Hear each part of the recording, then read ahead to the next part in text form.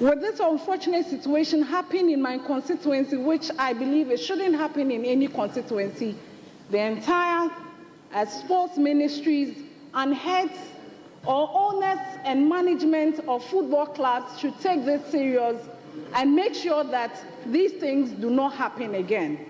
And on that note, Mr. Speaker, I believe that we should have a risk assessment before any match takes place, because we need to make sure that the park or wherever they are having these football games are well kept. We have CCTV cameras in case of emergency. We have proper security personnel. Even in addition of these military personnel can be added to it. Mr. Speaker, I believe that if match concentration and monitorization is put in place and we monitor the situation well, I don't believe that these things would happen. When this issue happened in my constituency, it called a lot of emergency, because if you look at where the ambulance service is in Nsuache, they went far. We couldn't even get an ambulance at this particular situation. And it's rather unfortunate that my good brother, my father, the former MP for Sunyane West, and it's something we shouldn't really I was really worried because he's a senior colleague of mine, and I share with him at this particular situation, and I wish him well, because it can happen to anybody. And I pray that if measures are kept well and put in place, all these matters will reduce. The minister is already holding meetings with the media to see how we can project sports. Indeed, he has revealed to me that he is looking to negotiate for super sports and others to begin to cover our local leagues. Because, Mr. Speaker, when the local leagues are covered by super sports, what it means is that people sitting in South Africa can see our boys playing, our boys and girls playing. And from South Africa, they can begin to identify and come and scout for those people. So the footballers themselves, when they see that their tournaments are covered on super sports, they know that a platform, a global platform, is being provided them to showcase their skills, so that scouts all over the world can view and then come and try and then recruit them to their various countries. And also, the minister is already holding meetings with the media to see how we can project. Congratulations. Even with the lead from the first leg, you knew your team had to perform at the highest level to beat Manchester City. What did you like most about the performance? I think that we were a compact team, all defensively. Our goal is to be good defensively. We have a lot of quality in front, and not always we are able to defend as a block. And in these two games, we were able to do this. And after that, when we have this basement, after that the quality goes out. It was the perfect start to the game as well. Were you able to relax at that point after Mbappe's early goal? So you had the 2-goal cushion? No, I don't think so. I don't think so. Not me, for sure. Because you never know in football. Every little details you can change the dynamic of the game, and we are able to control well the game. We score. But we were always in the game, as I said, above all defensively. Mbappe's first Champions League hat-trick for Real Madrid, but his third in this competition. How special a player is he to add to the list of superstars you already have? Yes, fantastic player. As I said, we have a lot of quality in front. Mbappe, Vinicius, Rodrigo, when they are able to connect, Bellingham, when they are able to connect together, we are really, really dangerous. And that happened in these two games. He had a lot of opportunity. I think against a really good team, in my opinion, because City still is a good team. But in front, we are really dangerous. And you talked about needing to defend well across the two legs. Are you surprised, though, that City didn't test you more tonight? Yeah, not a little bit because it takes a lot of time to defend as a block. We spend a lot of time, and I think that at the right moment, I think the players understood that to work collectively in defense. Up next then in the round of 16, Atletico Madrid or Bayer Leverkusen, a derby, or last year's Bundesliga invincibles? What would you prefer? Oh, I don't know. Really, I don't know. Now, what I prefer now to have a rest tomorrow. That's it. Carlo, thank you. Think about that. And please, can you talk about Rodrigo? Yeah. Because this guy, nobody talks about him. His work rate and his skills, what he does for the team. How is it to play with those two guys? Firstly, Kylian, I think everyone knows what a special player he is. I think, if that start of the season was difficult for him, adjusting for a new team, incredible pressure, unimaginable for most players. And I think it was only a matter of time before he got started. And when the goals came, it was always going to be, just a different level of player. The confidence he has, you give him the ball in any situation, he can make something of it. The speed, linking up with Vinny, it's really terrifying for most defenders to play against. So I imagine, and Rodrigo, so underrated. I think for me, he's probably the most talented and most gifted player in the squad. I think the things he can do with the football, we'd be messing around and he'll flick the ball up somehow, and you're like, how do you do that? You know what I mean? I'm trying to do it, twisting up my ankles and everything like that. And it's a pleasure to play with both of them. You put them in positions where they can affect the games and they'll win it for you. I think Rodrigo, another thing to mention is he's the one who kind of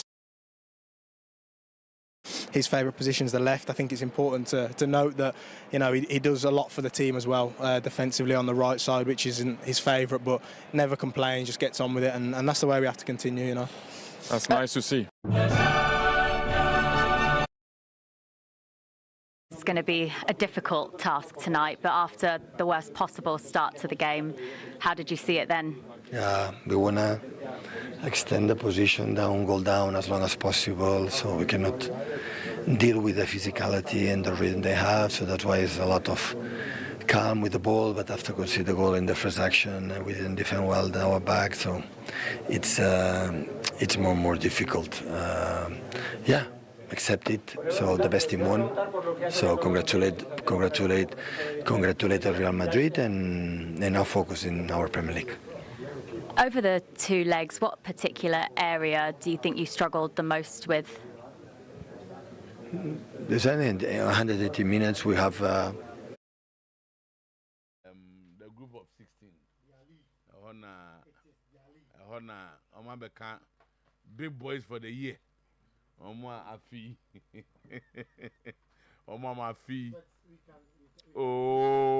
can say Oyerepa FM 100.7. So if you're that's what you can buy a two-punuma doing with you. No, the Enra. You're a tenant for the view. Enra, the married share. Or no, if you're a piano, why would you come or bosh your pay, not your room. And not tenants, Rabbi Madrid. Or bonus your piano room.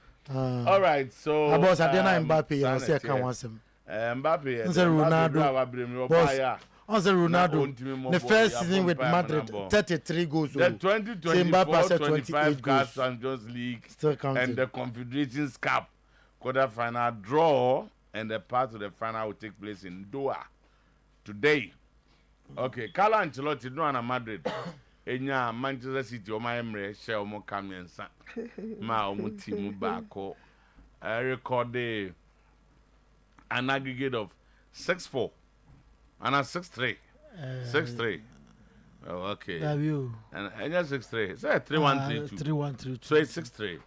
And all but Kylian and Mbappe Abaso for a hat trick.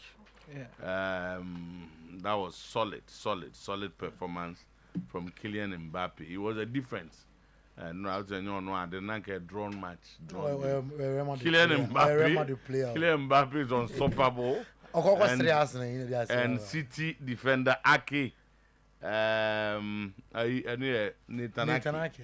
No, sorry, or unstoppable. So Manolo Kotali, Wakandi, it was in PSV entered into the last 16. Now they were much more motivated. I think Juventus have seen the 16 baby. and a man, so we are all responsible. Liverpool boss and slot one inside, they cannot afford to keep dropping. Oyerepa FM 100.7. And you know me, so we will not change our style of play, but we will work on improvement. City are both interested in Jeremy Frimpong, who has a gentleman agreement with Bayer Leverkusen to listen to offers with 33 million this summer. City, they keep buying, yet they are not solving their problems. And no, I am some baby. You have a fear, honorable Adongo MP for Bolga Central. Honorable Isaac Adongo say Ghana ball Papa Ben near Boha, more higher than Mujaya soon. Or see a more ball Papa behind Timupa Muninaho. Hold on with the league and solve problems before we continue.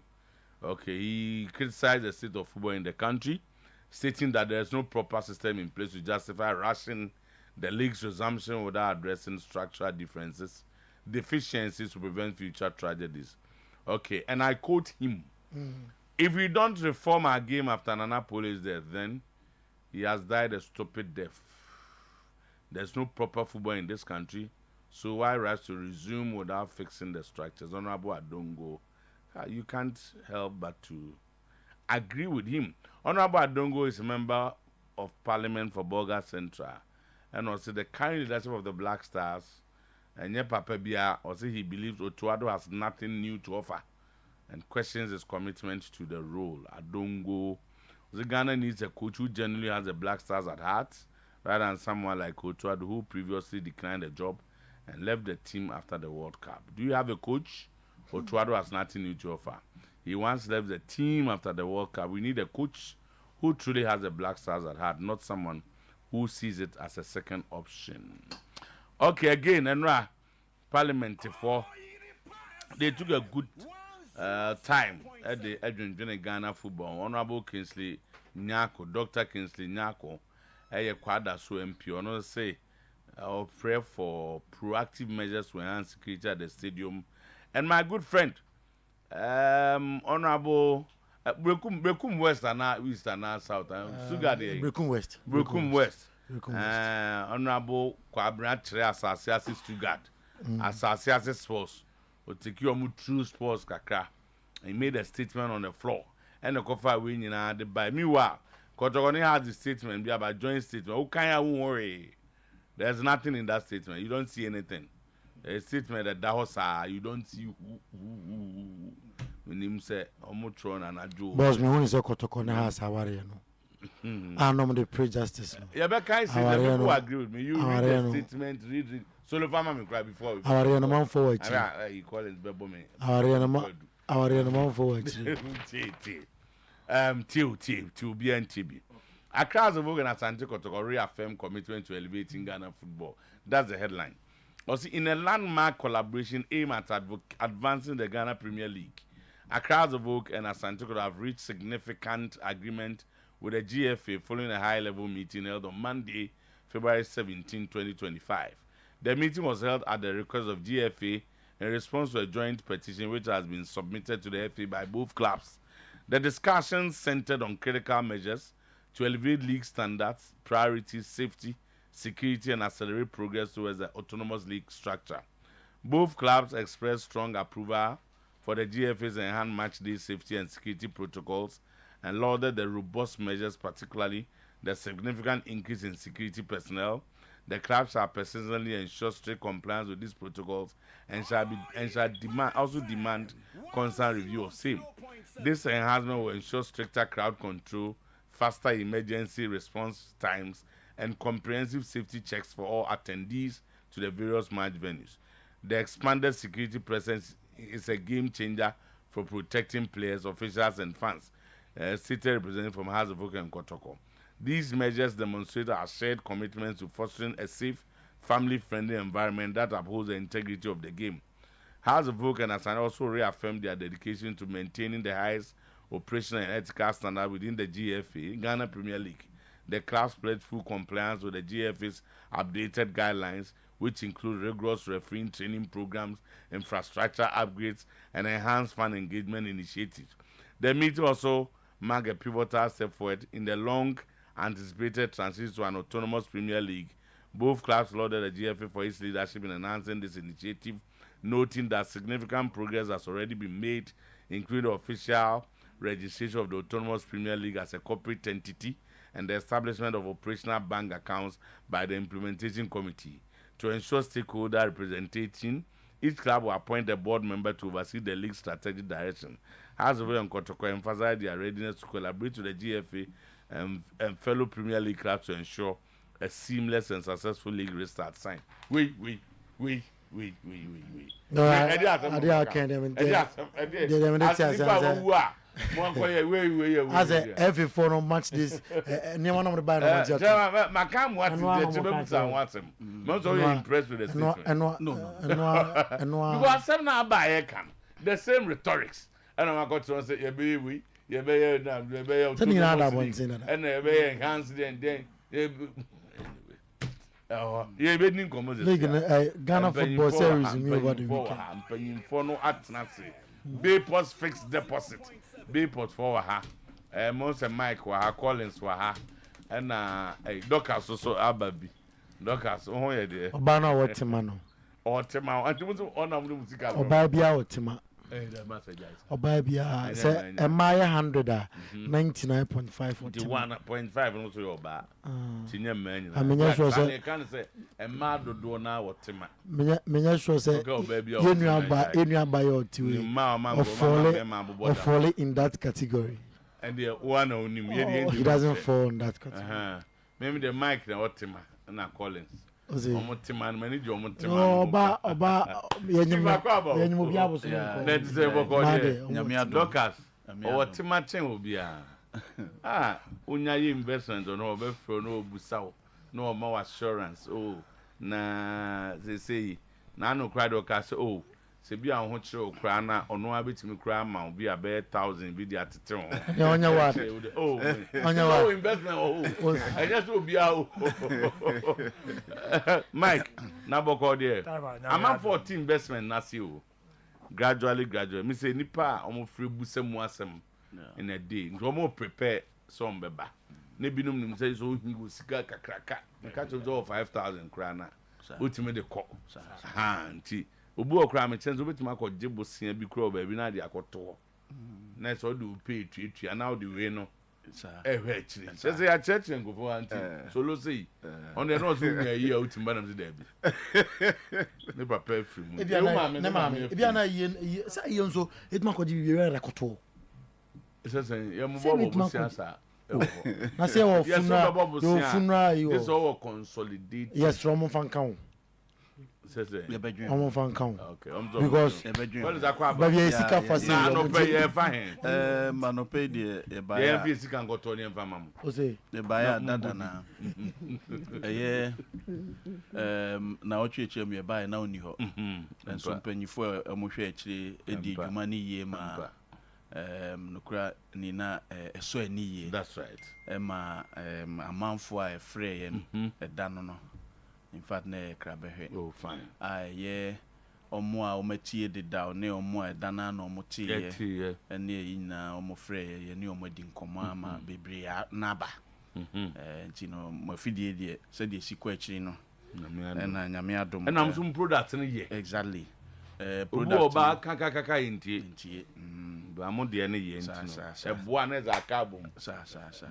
No pay a buyer dada na Bayport savings and loans na emre aso se ene ya way e besan ba mo fidi kese so na ya besan bo €1 efa ye fixed deposit product no ho na de bia ye kan se sika de ye mpenwie na wo ye adwuma nso a e wo se opɛ kakra bi a wo de betu ba bi na no de enhye wadwuma nim na emom no so da ba bi a ye adwuma e man fa so ba ho e ma ho enti na nye savings na emom investment enti ne say the time a okan ye no enye say mu wiam na mebusa first question okay enye say sika kese bi na e bia o de beto ho free 5,000 ko bia no timi de beto ho na ye ne wa ye nhihye ye wo 3 months ye 91 days ye wo 6 months ye 182 and ye wo 1 year ye 364 and 365 days ti de ye chire nyina ne say from maybe no more ball, may more must say will be the Nisika to baby and no suru. But Bayport to say, you may 21 years in the year and still counting. Your home mass be unfine Nisika metro your honoma, and Ren soon, yes, or Babaji Nisikanona, what Ninsan can Sikanoni and Faso Basuni in ye, dear Nisse. I was say Ushimu who said, a Juma Bain potting in a Bayport for Omoye, Emrama Hoquine. A regulator, a Bank of Ghana, Amom Hoquine say, Omuni said you may or may a betimi ama would you seek a cotohonoma, Oda no other. And no, I am 21 years in the end, the air, and say, a year payroll lending, a year, a buy Juma 4, I wore my imo. Yen the Amom loan, Cassie, a bank biao, a year, Ghana, in terms of the volume. Loan to do nipa do cry more loans at Bayport savings and loans because here the NSA be you investment in there yem fa enko baby say yenso ye de koto baby na bosome eso anase bosome miensa yaje emfaso no wo honom ne de abema oda bi ye de ye fe say ya segment market ye payroll lending na honom na aban bi ani ho a obetime aba o man mu obeka say bosome so amintua aban adwuma ye foka enti ne ye de bo mu besia bosome ne so ya penansa no market ya be company ate sika ne de amaye. That's right. Enti ye kire say wo de investment sika hojo enti eno ne ya for the past 21 years and still counting. Enti ne say wo ba bia o mamu ha ba bia number ya ye de to dwai wo fra na ye di one number isu ye be kire wo ba bi kura wo no ye branch e wo ho na ya direct mu akohu opanyi e wo ho no no wa ya ama enti ne time me de number sina be di kan twa okay na ya to aso. That's right. Enti ne say ope Bayport and then me say busam question sa ope Bayport e chi kwan ya betima frɛ number si betima frɛ doka so 0558 119 281 me say sisubium 0558 119 281 betima frɛ me anso ameti he Collins 0244 170 601 0244 170 601 betima frɛ Michael it was 0242 288 915 0242 288 915 betima frɛ Daniel so 0244 598 400 0244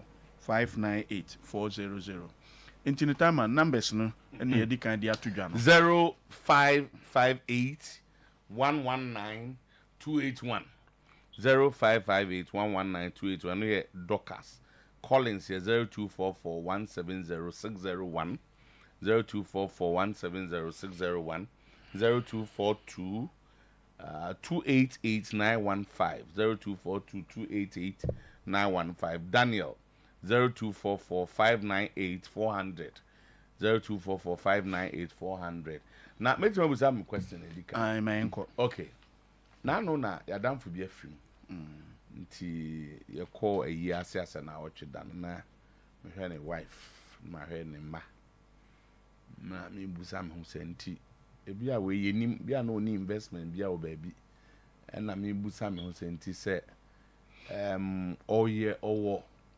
investment kakra bi obi porter sa no kwan be na obefa so na bi animanima bi ana nson bi aye pe kakra pesika no ma na bibi di ama kurafo ne ma na nchena school fees ni ade abai sa na bi porter hye ntesen e se me no modi dwuma mi amu minim mu sa mi hwe mu sa se BBC sa no a den na hwan na scan ye de ma no ana se kwan be na mofa so eye nie we free mu ye sika na wo and we free mu no yo time emra wo man mu na emra na e wo man mu so no e cover ye nyina na banks so ye regulator any Bank of Ghana nhihye ya e wo ho ema banks nyina in terms of ye obi e free mu sana wo ma ne e wo ma ye nyina okay nhihye ne say there is the difference between next of kin and inheritance.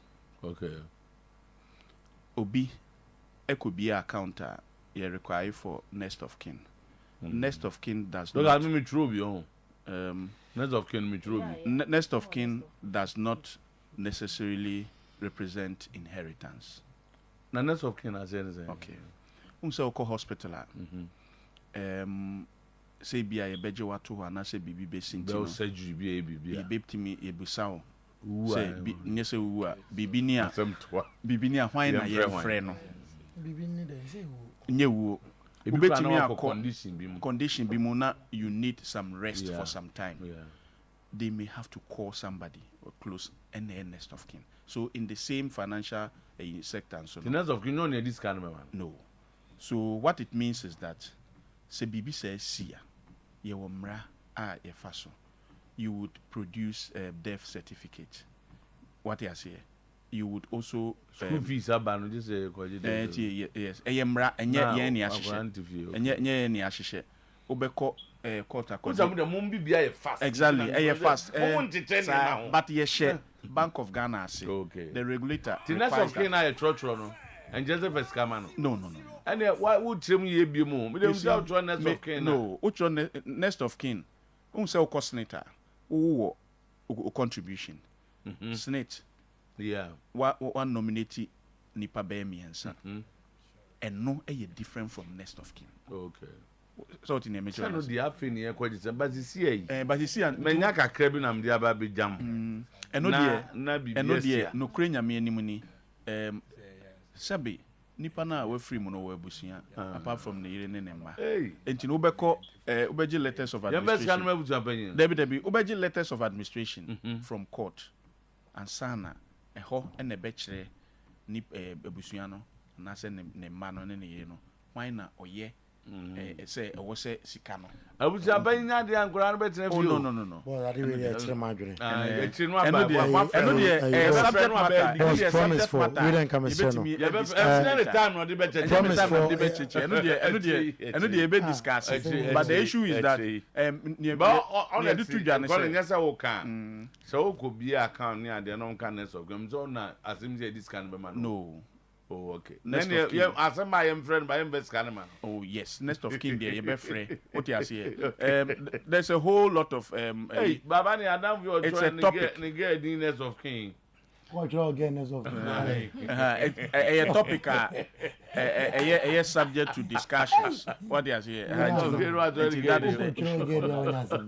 But that's it. It's you know, Docas into we. Anami musa aso me question no. No, kakra me o say next of in wo de. Wo na wo baby account no. Wo benya na nka ye wo nipa wa select ne say. Oni ho a ye mfa nsika ma no. E na nka wo say ye de ma no. But sometimes e ya na ebi mo abuse no. De ya tro ni say won e next of kin no. Obu ho a ebi a o papa pe wa sem but ebi a ne ma do so. Governors of King, be I be kind. I'm trouble when you.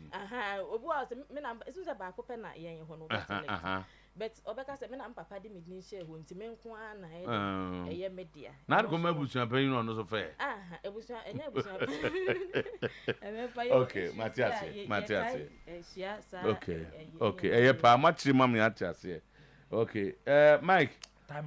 Kakra dey so so ne say binum say ye de eniska de ade amu ye sikafo ade na investments de di cry sen ana enya bi di akwa akosi baabi futuo be na mo de be ma sankrofo no baba say otuoyi maka so ono na nisika esen ena odi bi akwa akosi muntu no fo eso ne space ne niema o tade a obi kwa na toche ani ade nya spectacle I promise you as we life no agba wo mo ma bo life agba bo mo mfesi ka bi nsie enye investment no muntu o mo fo mama no pay ebi su di bi atoto adwuma mu menim mo bi odo bi ato adwuma ma da bia na otua sika ge o ma ne sei eso onye investment bia na mbese mutufo memma na especially na ma no so mo din ko fo sika mo so ni nyina no afutuo be na mo de mai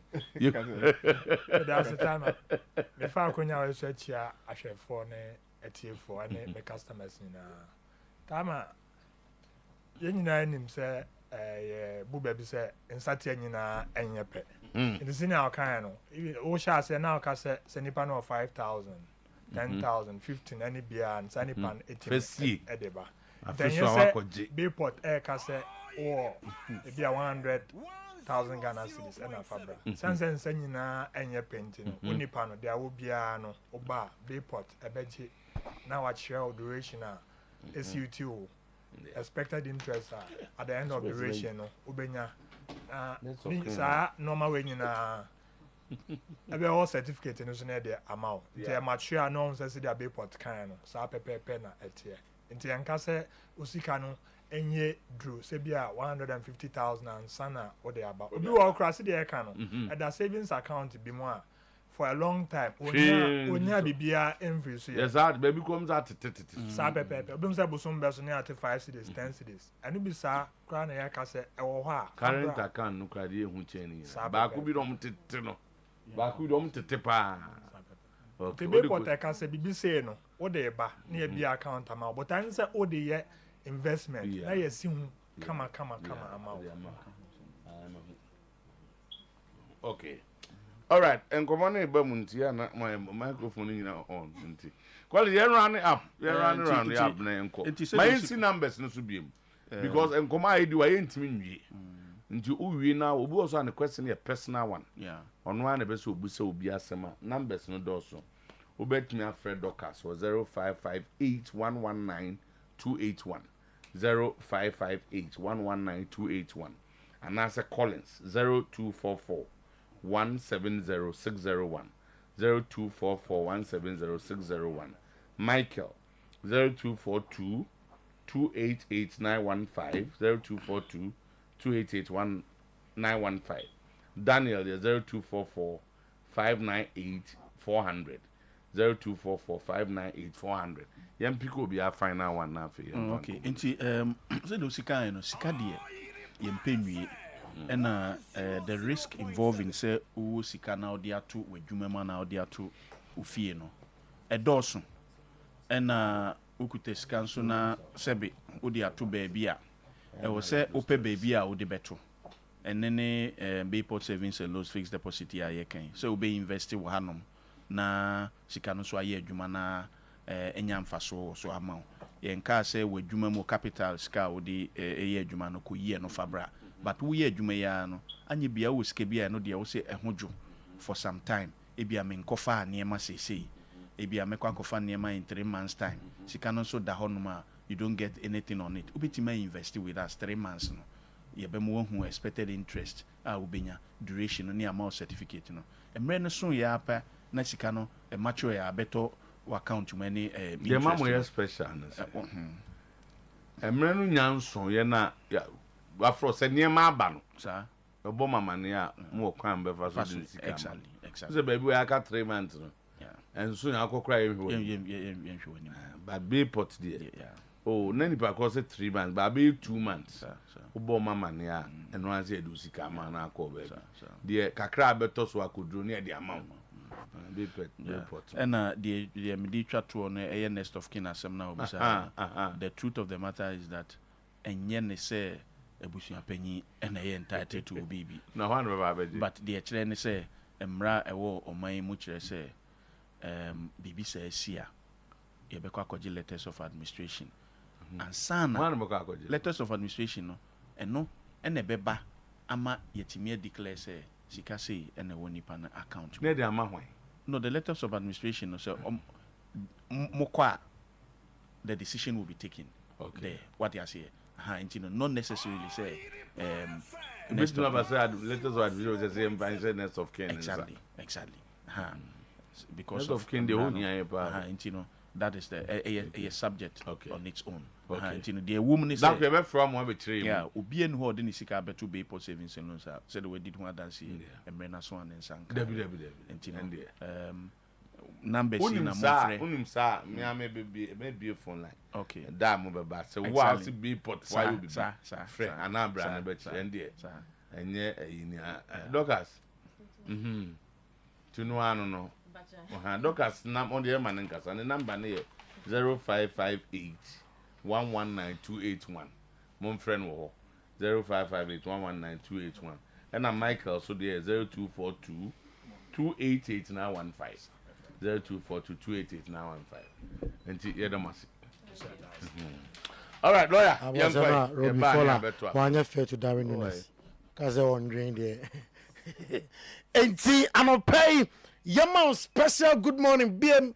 Na Yamu Kwaba Marasa so, sir, your conco phone crosso, na and somewhere. Edi adentete nsebwa anopay e boom from pa onko phone cross no yada honsem eto anim nsem no doso ene anopay nemom de di se fata se wohwe na wotie ena yede ema wo kitikiti mampole bi ena akansuo yanom akan bu no pa anopay yeto ebo ase atere no ede ama yerete famra ya confirm emunu nyina I'm live on Facebook, Oyerepa Radio. You're saying, hey, live on Oyerepa Live, Oyerepa Radio. Na what comment to be bar? Na the boss player, Atunobuasi, Akin Kenina. I'm on said say, and next said a fata and I don't pay. Yabasa say at the 2024-2025 CAF Champions League and the Confederation Cup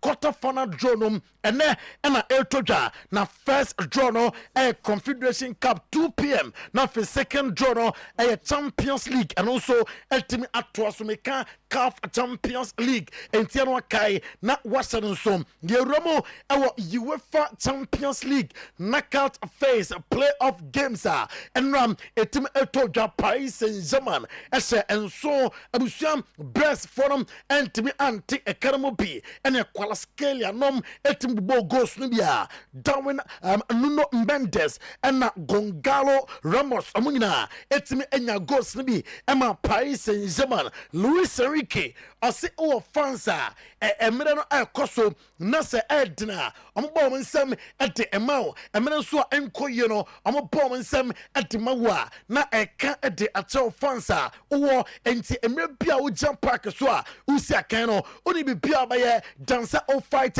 na fe wonya results ede ama team no oye happy say the team no etimi qualify adio here efi Paris Saint-Germain boys no and say consistency the amaya playoff games no ma etoma qualify to the round of 16 or ameto so at the afro onso opponent bia I say round of 16 teams say amadu sa stage no obia etimi eje the UEFA Champions League emano ye na on Qualascalia and na Luis Enrique at the to just or your top player na ababo Paris Saint-Germain papa was say usia kan na o player team na asa enso na so player no eba back eba defend eboa na eka their type of a player o and Luis Enrique Eric Roy best head coach or say no Ukrainian and you say and na am pesa enka am finish UEFA Champions League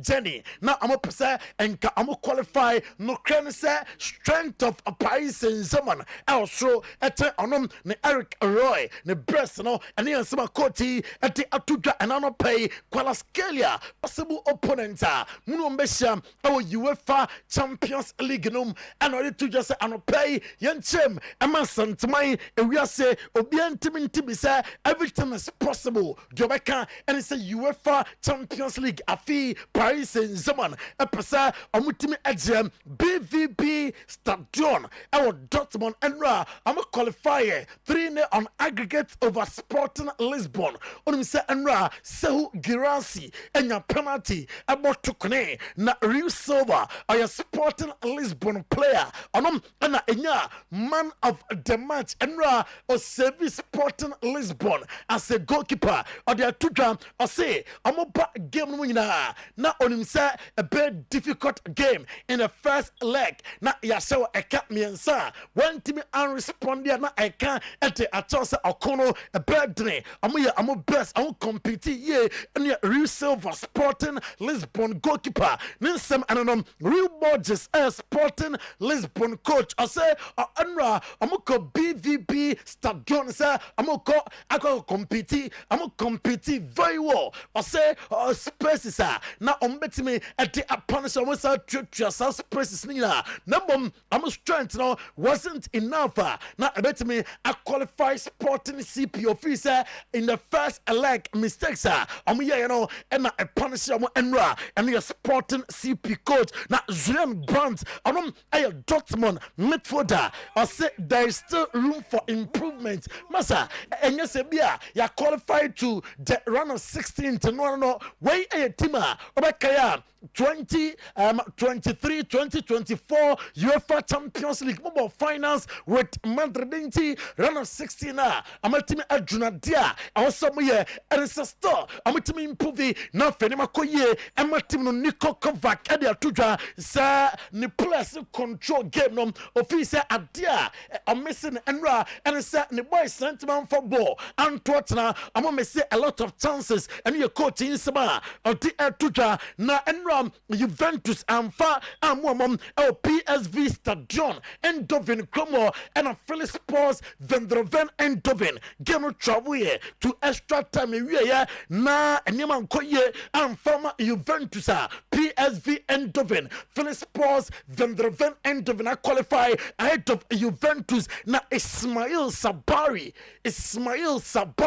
on a player Emma Mokwa woman thing and a Sporting and I say Osiakai Emma PSV and Dovin I say Yvonne Perisic Osiakai Emma PSV and Dovino or your leader or your exceptional player and Ram and Yama P and the Emma Timon or no Ismail Sabari or say I'm a provy I'm on for wrong acquire I'm a first so a qualify no number for Niji after say I'm Lusu 2-1 or Juventus of Fianum now a corner at Nebum and Ra I'm a team a qualifier I was I'm a building upon and qualification or Minayanum and yeah Ismail Sabari Nisma at the Tuja na ukom Timothea na suya or your player Emma Juventus or Sino Crense Enra or Omotimbo na a below average and Montimono na intimate for Juventus and qualify and confirm Korenim Manolo Catelli a captain Emma Juventus or say Philip Sports Vendroven and Dovin Enra.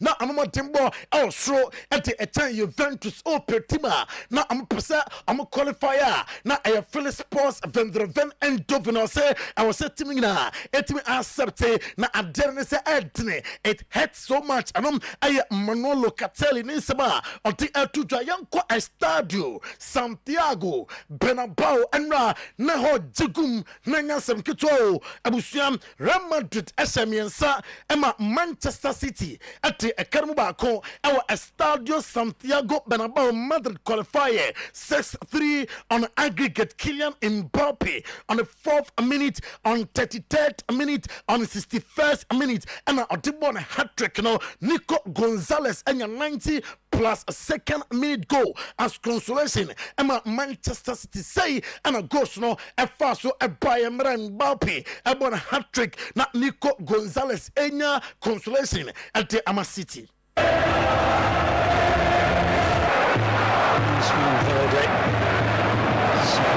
the top and Mbappe's got beyond Diaz and he's helped it into the back of the City net. It's the worst possible start for the Blues. City being opened up again here. Vinicius Junior and now Rodrigo and now Mbappe. It's 2 and the Blues are in deep trouble now. Works an angle and grabs himself a hat-trick and puts the Blues out of the Champions League. And he goes again Mbappe. My goodness, what a player he is. Brilliant tackle by Diaz. Here's Marmoush, Camavinga's challenge, free kick. Marmoush hits the bar and Nico puts the ball into the back of the net. And sadly, the Blues are out. See, and all I am Astoria, Madrid Acheampong.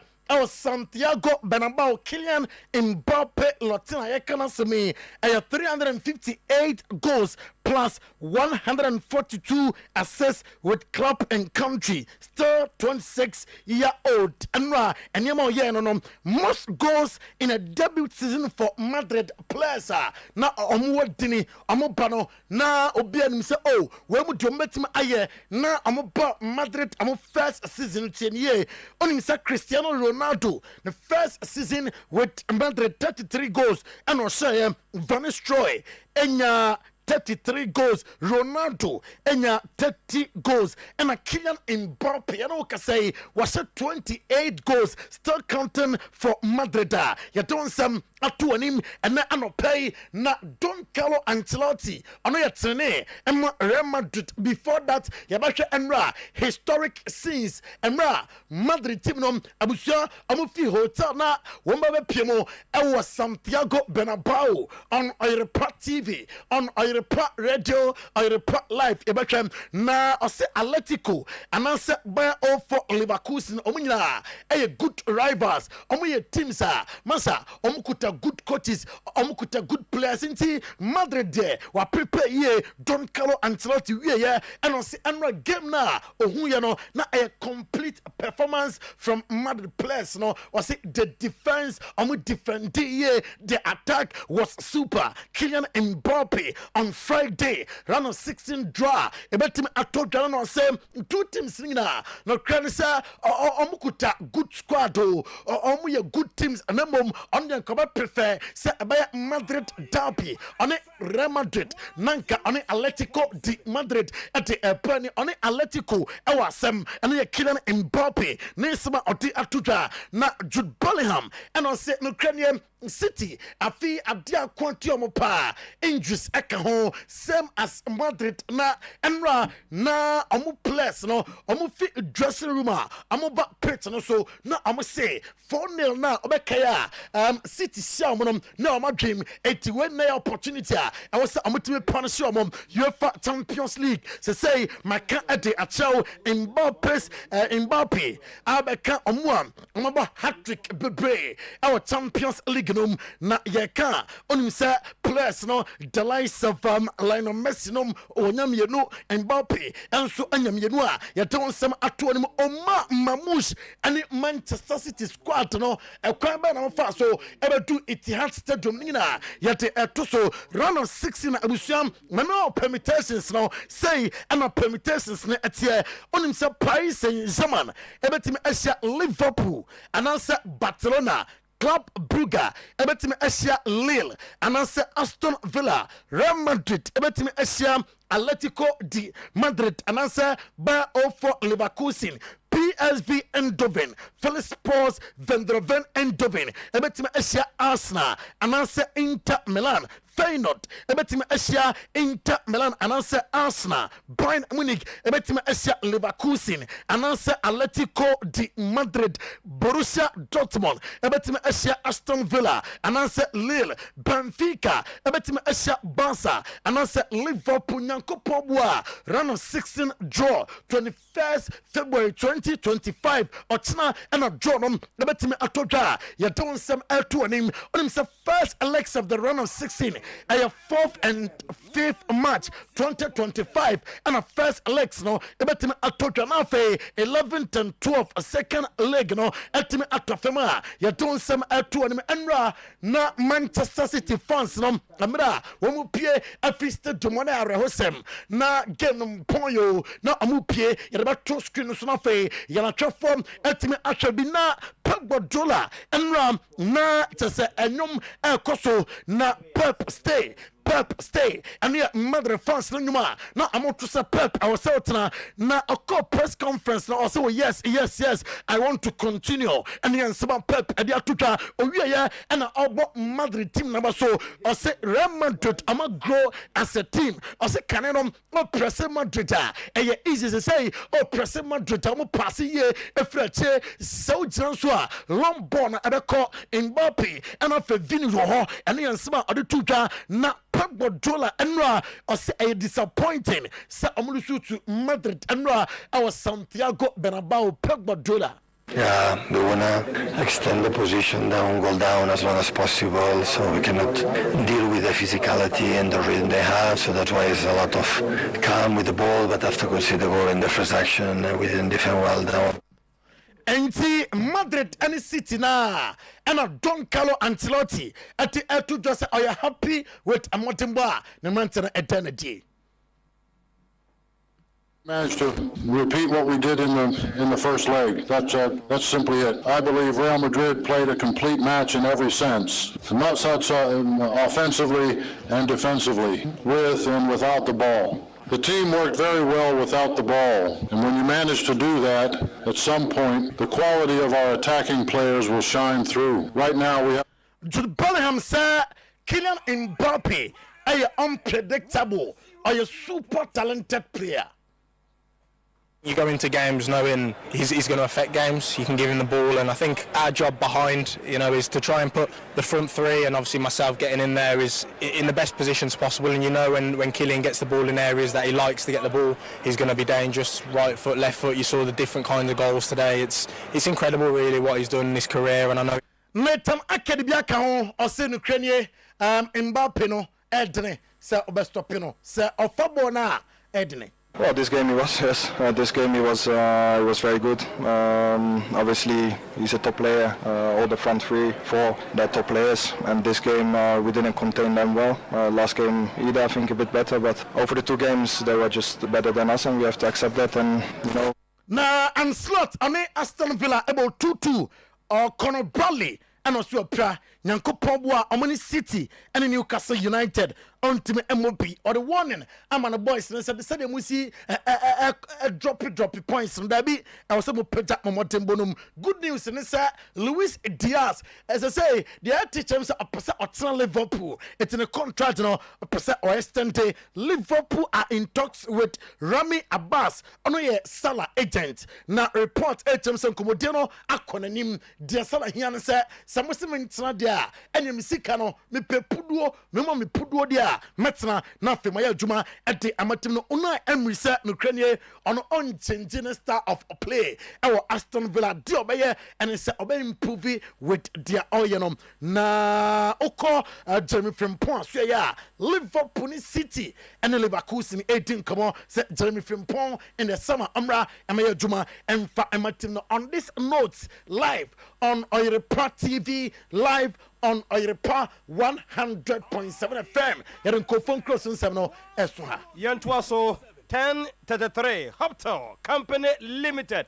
Ayankaye enamde emawa wukura motorbiker motor ni ho den nya nonko ehonkrata asani bibia no aye kama yewie ya pe no tie ni yie wo license wo ho and also cross smartphone abusuafo ye pe wadwuma as Motor Riders company no so a Hoptel Company Limited and a semenka wo sa bosume abusua tete abia betuma clock be 5,000 asam na me kan yo ni nyina mu no after delivery bia nso a wo be ye no peking crime na no so egu botom umpewei na opedie na just a commission no ye pay directly to riders after say wakoye delivery no etumi aba me ma number no ni nyina mu no wo kokuma city mall officer eye Hoptel opposite children playgrounds no ho and abi hu number ni hia na nkomo no frase e de free ho 0242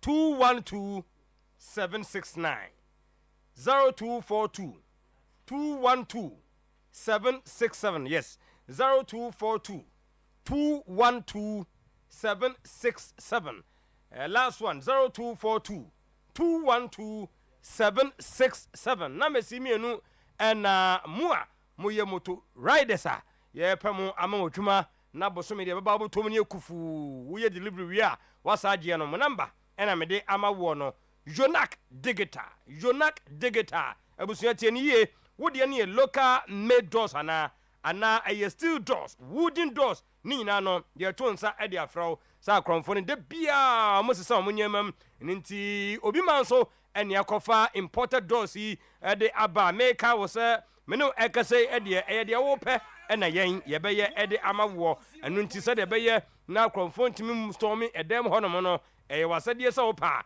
wo se anya facial recognition emfa emam obi de pen fingerprint obi so the card no ebe kire so obi kura ha was munya ne code emfa mame aha ye wie no ne connecting on mobile app unlocking remotely and so ekra wo na bia we mu nyina no wo si bibia si on the day me bia antumi anya o original key no so ho a eno so kra no last one obetumi de awuram umpewei na opedie me se imported doors a ne ho adene na yebo modern ne ememrante ne de kobo bank ho de ma hotel ho yebo modern de kobo ho ankrankra office ho no mo ye wo dem ho no mo wo site ho ba bia na tesanya mafradum mu kwa adum mu teniye se wo behu yan na wa frɛ yan ewo 0507 242 299 0553 892 370 obetia was ade passe die metimi bo na busua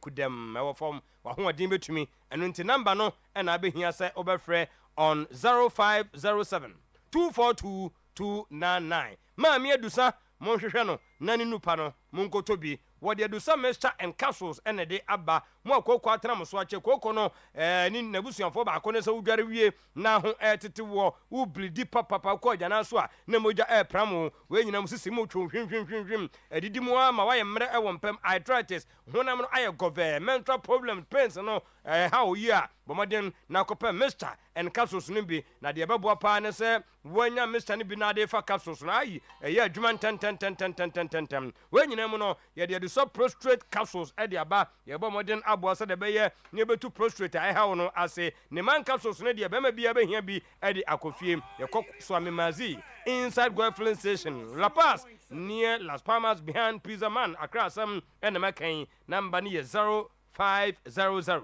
110 115 0500 110 115 na chese wanya bi amanyama akoye e de amount bibini toma plus chroma de osa na duro no e ba kopɛ me tie wa koye test won so wo osa na afi no akotena ba bi ko delay time we obati utire yi a mienu miensa koto ba mienu enan bi na afi hoto na ba na wo na wo sen no because osa ya de na ya papa wudi bi abuoi wani di abuoi ni nyina na ye gastric ulcer duodenal esophagus ulcer saso na peptic stomach pains stomach gas ya de no dose no nkofa ba no e dose ni nyina no se ye tu ase kuden e de amount enu nti bomodin se obahwehwen e wo Kumasi the Bita Pharmacy Ashtown and wo mo amonam adum sesi no mo nwura promise eba no so mo benya bi otochi yen e wo nkran wo kashi drug lane na chese won nam kwan so a the Bita Pharmacy ho so ba ko hye ho all leading herbal shops wo benya yen na afi watima to bibini toma plus e de akotu osa no ase 055 805 5894 0541 337 816 na no so enyama koyie ed amount Fisman Ride Company Limited the bialada akoyi asede say ye towing car no be ko ba bia wo car no akonya accident ne hwe na wo de no kra de asai kra na abusua ka na ba fia ye betima ton scratch na fe kakra atuya ba ho na ye betima koye de amawa ye wo kwane efa so e de special machine e de te ba bia fort no wo eno nti se fort no hye hene ye be ye de amawa e kwa mfie petepepe na ma biem accident car repairs engine turning overhauling body works overspraying oven spraying sanso and air conditioning services electrical works bia ho ye beye ye wia na ye automatic gearbox no so e de amount kai se maintenance and general service for all cars ne de yen ene ye no krom hanom a medical car chow se Fisman Ride Company say you repair all types of car eno ntibomodem na fa odi no chefre yen keke ne enkoye ho adwuma emfa ma Kumasi de ahodo roundabout between Georgia Hotel and Grigo office sanso and our friend 0500 210191 0551 498884 na wanya Fisman Ride Company Limited dang esebra na STI na wokotin ya abusua wunim obi won so wonim ne de ebe ya ma so wonim dan so wonim sanse World Health Organization se menka wo se de biara dankofo ekoti STI enam nsayade no eye 1 million ne akire anu nti se de bomodem na pawde na akira kwan sanse unimu a ebeboa na abusua ba ko a ha adwene ye pa no so obadwodwo won pam yes infertility both men and women kidney problems no ne kofa ba ko no liver problem eni fraye wom na bi yeso skin problem donson ti bomoden na boyen na afa yen hwawo ni nyina ne se wo nsapa wodwonso a na wodwonso no mo hyehyew ntu fita bi di akire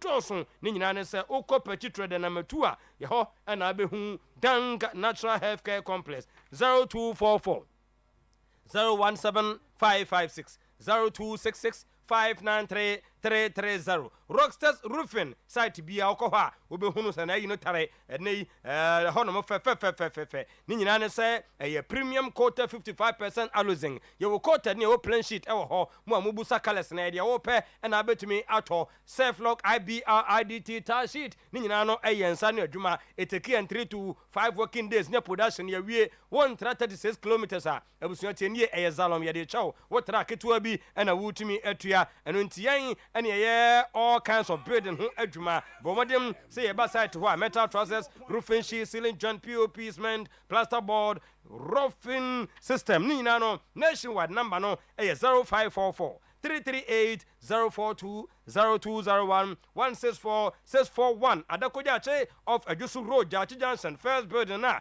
ye bentazu rank no ye onkraba tane ba ko ho Mamponten office ne de after fitting shop Mamponten asam na make kan aboso Mampon Road before Tobutu no na no so nya onkraba tane ba ko sunyan night market traffic light ye ho ena tamale onkraba tane so e wo ho a number ne 0544 338 042 0201 164 645 International Mama Abe ene ya wada akanfo se yaudie da nti wo a yade bi ama widie mu twu hwim na adwojo ho a anwo no tutumreka nafaka wasi apatapa junction wasi wa na we exercise we yade ne de nya de do to kam no bia obetumi akwa in the next 5 minutes wo ba be pono wa pe won sani fa signboard no ba kusi ho gina ho hwententen so ni fa another somebody ba kusu afie ne painting all yellow ho ana yade ne die hu anopai nipa gunu so sanse wo hwempa se kasa yade de nkofo fra bibrem amano ne eba na kyese abe ewaduro mu a etwe yare no abonsamfo ne ba efuade mesie wo fie a obi nwura ho nto ade a wade nkoso ho bibia nkoso enu ntimo mfa nipa ne mpie enko abe na afa mu nyina nso munya hoto ewo fie ho na munya modwuma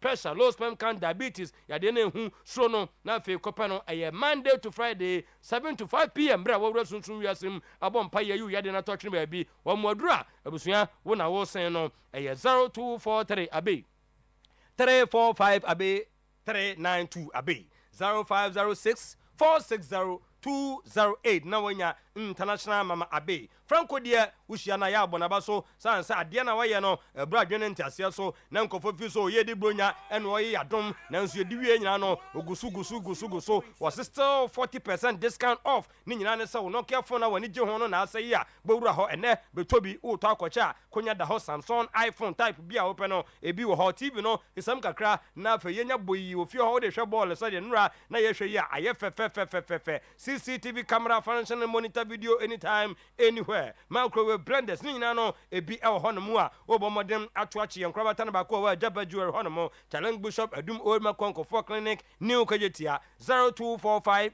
316969 0245 316969 0560 684147 no wanya Franco Trading Enterprise Power Specialist Herbal Hospital yema meko so do yase ade no etisan obetu ase ade amount se kwa de SK treatment of stomach upset ni nyina no na de liver care no so ade aba liver condition problem bia wanya no go for friend caretakers obetu ase ade amount jiri ya de mesha na ba ye ya de capsules abeka ho mema nkwa na efa eboa du sisima maman ema odi mensa papa bi wo mpem enka wo se ukopie mu akra kwabenya ACP Main Road Power Hospital bus stop sanso NF yase de Ebosontu Road ninie adura ya junction mu amota krade no ye ni primary school no anasa Ahantama Rural Bank and ben 0244 544422 0200 38 useless enterprise bantoma enura mo na mo dem ana ne bia kwada so bedam enu ntibo abo ho na kope ye generators na kase ne nketo a ana ho ne ho ebi fasu no mo so wo ye bank mo nso a mo twa yinsu hotel ben ana wo mo wo fie ho school babren saloon ni nyina no mo hia bi e ho wo ko na so rent ana wo to a ebi wo ho Perkins Cummins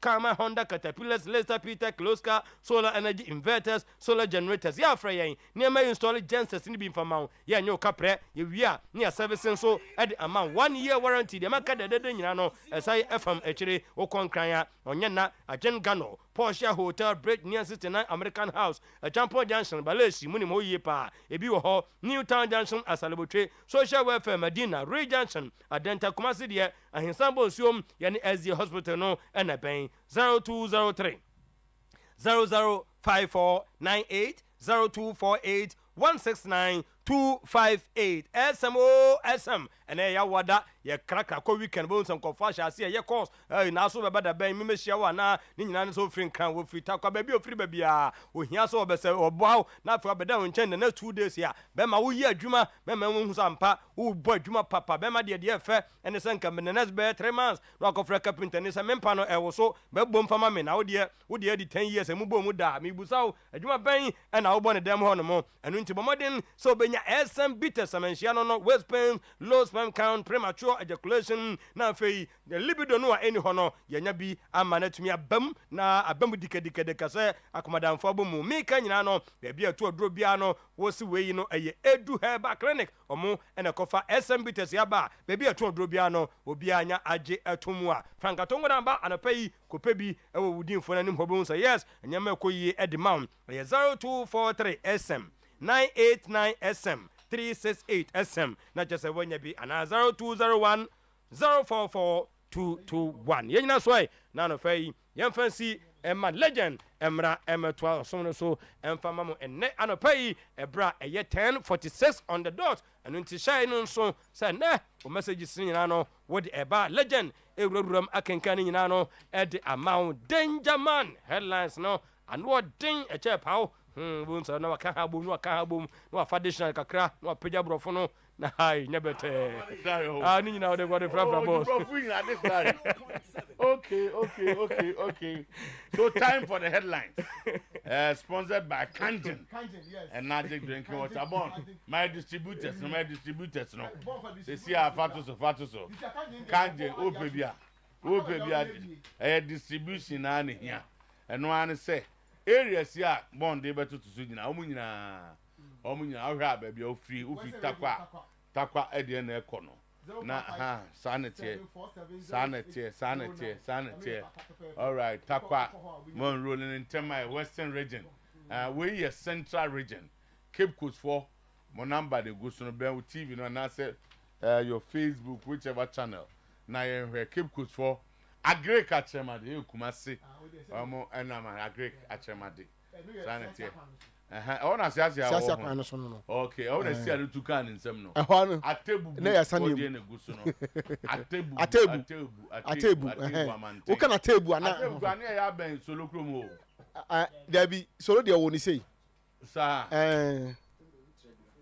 ejira kwan na so kwan na so tano so Kumasi tano so anase we Ashanti region Kumasi tano so sanity we na we say kind of hotels na ready there. Okay, your best storm ho brutal. 950522024 Atimoda. Muso modieni. Born fast because you say na Techima. We say Techima de ediem. Mako nti. Yeah. Sa. Ene me so ye pon me so ne be kasa. Tamale force dieni. Tamale form number de go so no mo tamale no a. O hwe mo pe Kangen and Magic Drinking Water na mo friend number we a. And now we Nkranza Obuo enye suro.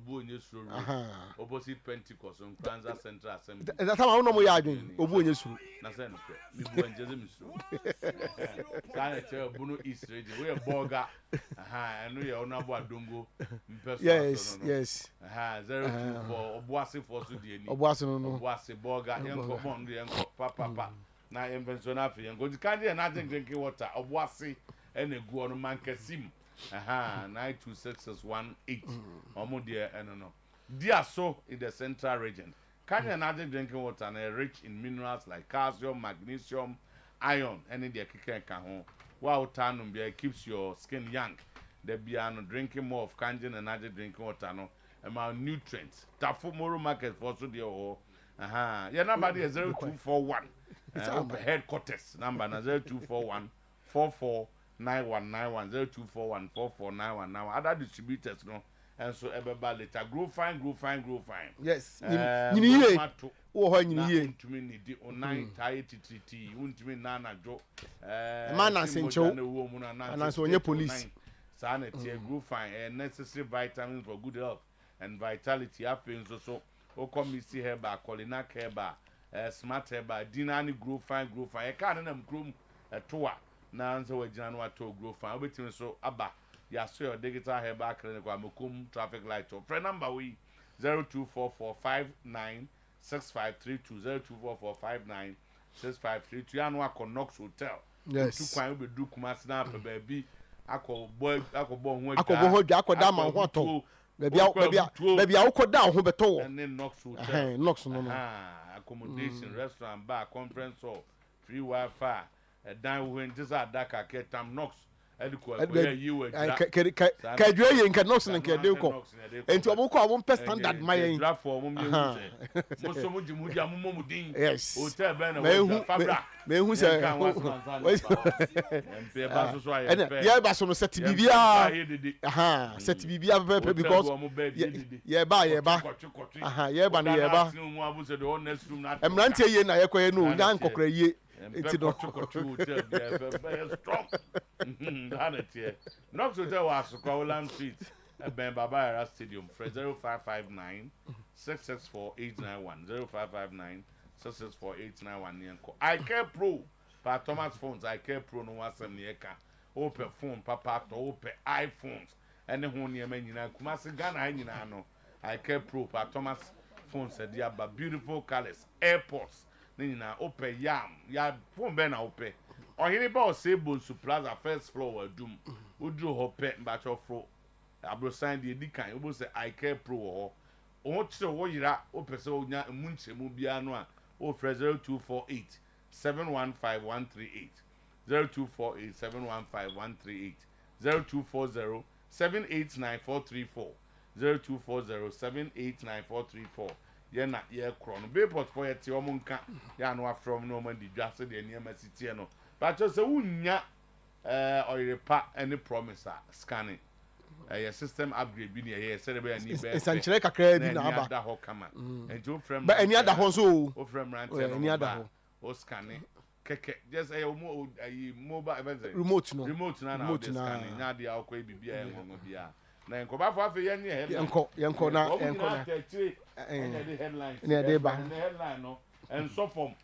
sponsors and go on no and agro before Tamara, public in disgust, disdain, resentment and displeasure about over the Kumasi Asante Kotoko and House of Folk joint statement. They say the public are in disdain, disgust and resentment and displeasure over Asante Kotoko and House of Folk statement. They say it lacks clarity and House and Kotoko has demonstrated that they don't have balls. Enti Tama enoni in semwa amanfo ejiga oman manu buafu amanfo buafu pa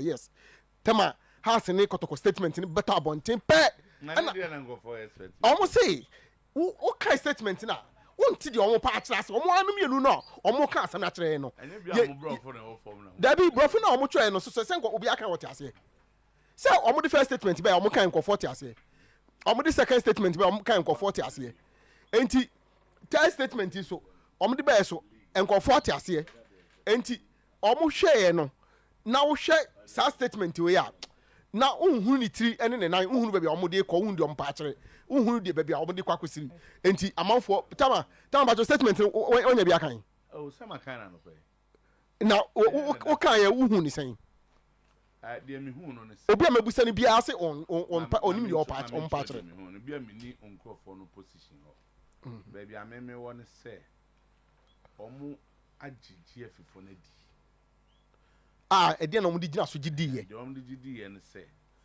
there's all kind of statement na ebia is because manya briefing about the meeting tina ema me conclude say no for instance almost say meeting on a center on critical measures to elevate the league standards. League standards in okay. In terms of enhancement of such stricter car control, names and GF for Nigeria to say, almost your wajuma. Na almost catch almost say, almost for security no. Almost say, Bibrio home one F. If you started a CCTV no. You know why almost. And now the Umba question say. Ozana na magazine be chim for class on. Be chim for so ombe ye omunyanye. Okay, ntibia start so mo ye. Afi so enkomo mu no di ye ne say. Make outside the statement, the leading to that and say almost they say sika ni ho for some of the things they are calling or asking them to do. And the common the ma omo some halfway, no mu really go here. Na the akano aba. You may agree or disagree with the statement. Me tie me feel so oma koye soft kakra. Baba ku baby chere me say. Some man say chi din bebra you boom. Nyaza no mbu be no. So you don't say more. You nsem bebra you boom.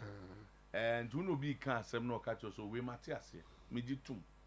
We dey yam from so. We me animu me ye we ma me mre kakra me ye we a. Edrum me bi a bit mate o mase. Ta won say say o briefing no.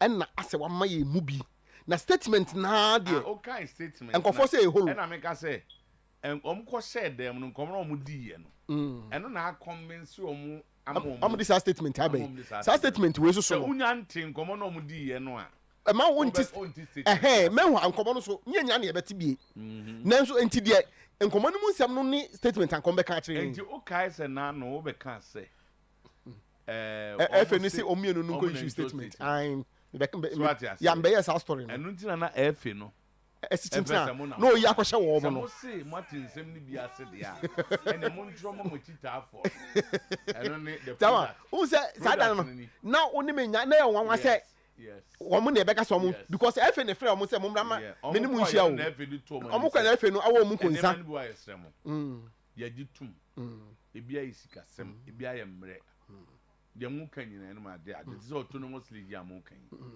mo am members no e na am na delay enti yemfa nei copy season ne be end no and solve sa problem na e wo ho no ye ba ye de be ye adwuma security no de mo say yemfa no they say ye be fa bi ye be see camera na mo boy de no ye ni bi ma ka say bi ma ready they on the verge of even set but untimi en kasa chinchina obi anya camera ne nko a enti de omo keke ka kire omo no ye me a kameka se ne madaroma ya tene mo munwie ne enye en afa omo adeba ko mo sa ka kire omo ne se mra ne ko we need to have a representation for Africa ne ade mamo me em fansem we nko kaza afi league na ngosi hwe mo amwe ka amabo to this time yeah o da wuche mamo mo de me kan de omo ka kire omo enya se me no omo ya adwunu ana asema mi kan unja assemble obi kan ntina enya asema ne dia team no se so omo na kwa ese de o kan e wo position me David mi ka so support wo omo you what they told them no nti amom de sakata ya ene omo sam no omo sam no na ka se ka briefing ni bi ho a follow up ka se DGF president ba 1 o'clock wo ba 1 o'clock but over meeting the absence of Nana Kontompo and Nana ni na Kosiapia Safuduku Akutomo into 1 o'clock at DGF president look I best what to tell you who say Nana ni hono no aba no yeah man because tama dano nana se sibijiga no ka sema ko be ka kire obo no kanya sam ketwa na ba ko so picture no mtwe ne kompa so mtwe me menka picture na ko so mko sere sere no enu ka support sini sere sibi dwa ye no omo tete wo mo mo nzeda to mo wie meeting omo si fom omo chache omo ho ko cracky dog bi ka na wo jutwa no mo de no wo be gwa ponti go for your strategic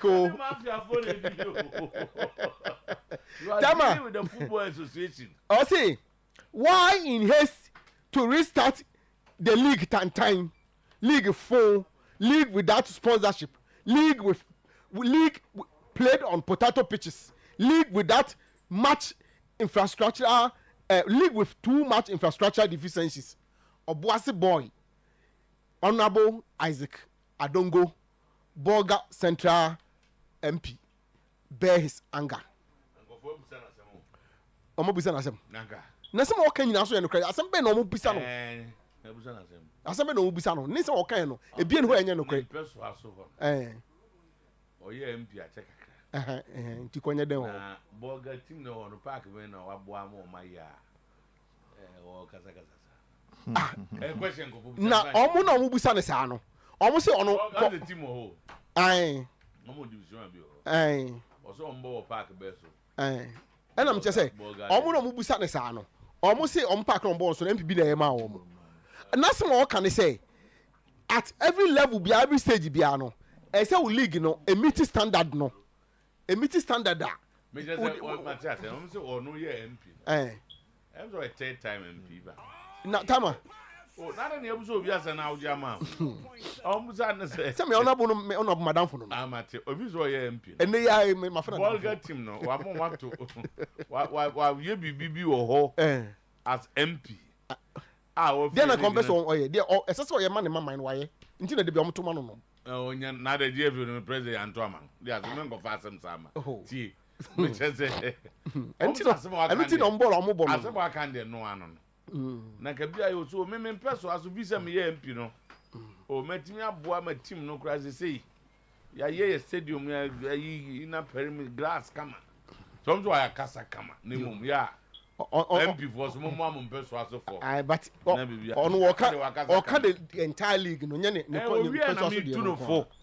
Se mani ade ne kasa ni wa kasa memem. No na kasa ma go a mo nye ne de. Onimbo mu papa.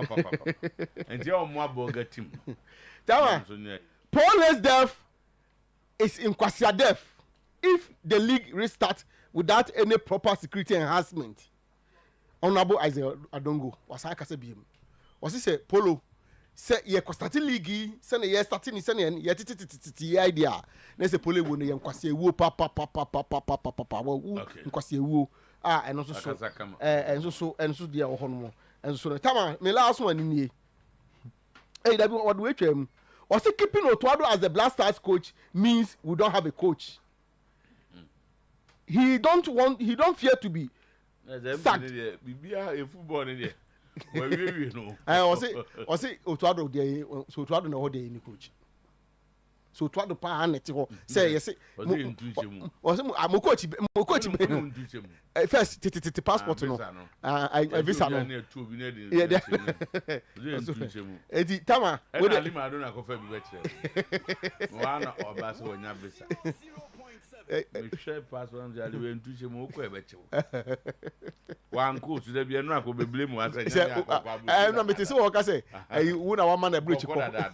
Ntuche mu nko bomba bu airport. Obetena say we akwa no so nzano. We Canada ni.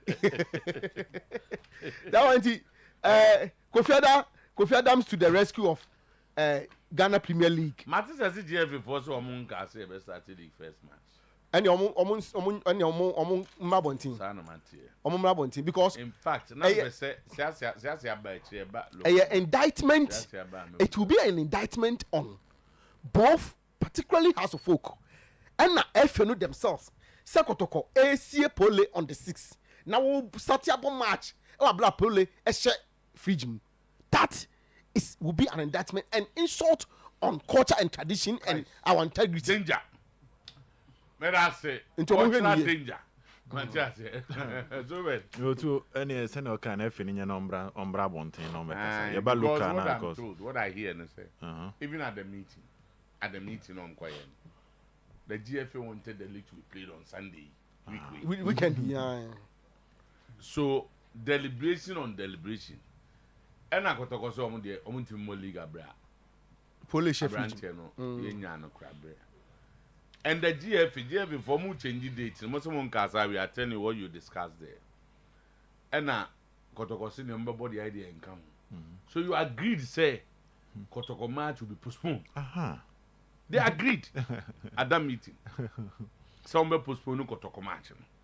because omo dey under no circumstance na kotoko bebo omo ka tell numbers say supporters no kra ko buya na asemo dey ekọ ebe kan sen na akere.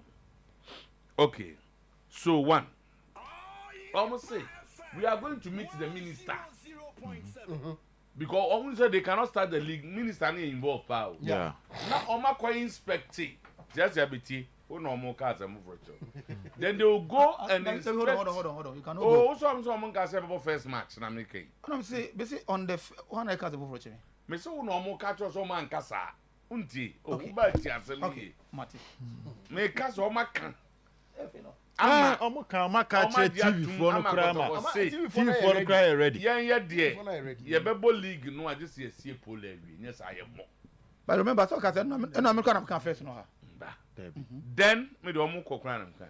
Okay. Then GFA say you bebo without you. You postpone your FA Cup match. Now if you see pole no we must say pole we are. Then we give you a date for that match. Okay. It is a match very outstanding. I think we were discussing this and okay. Then almost the team will share minister, any ministers to team. And that they were going to inspect all the league centers. Yes. Yeah.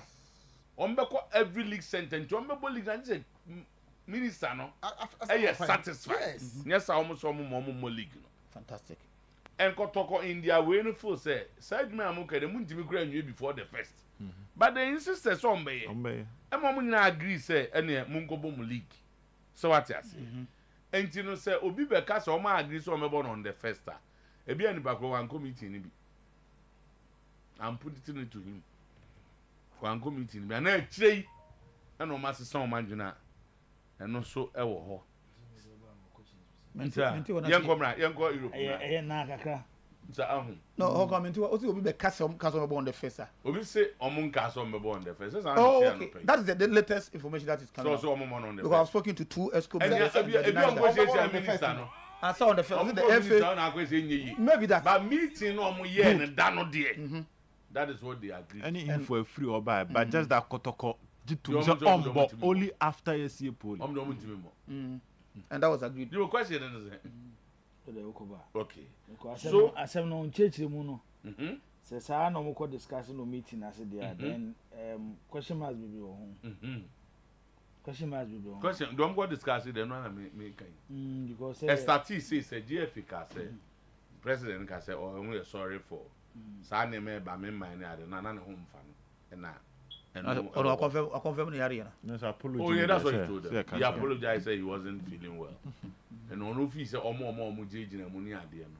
I want traditional custom sembe match. Say Thursday, no, the TBA and so what or dia. Bra. He agreed to be here, so be here at 1 p.m. That's what we gather 1 p.m. Okay. Okay. And now other court has said, they cannot play the league. Abrantiano. Infant to the other. Crano. And he has the next money will be a cra. So has agreed to play on the first. Because the other clubs have agreed to play on the first. Yeah. So what I say? In fact, the presentation was that they wanted to play this Sunday, which is 27. Sunday, only meeting in the Sunday, 23rd. The FA Cup no more chance.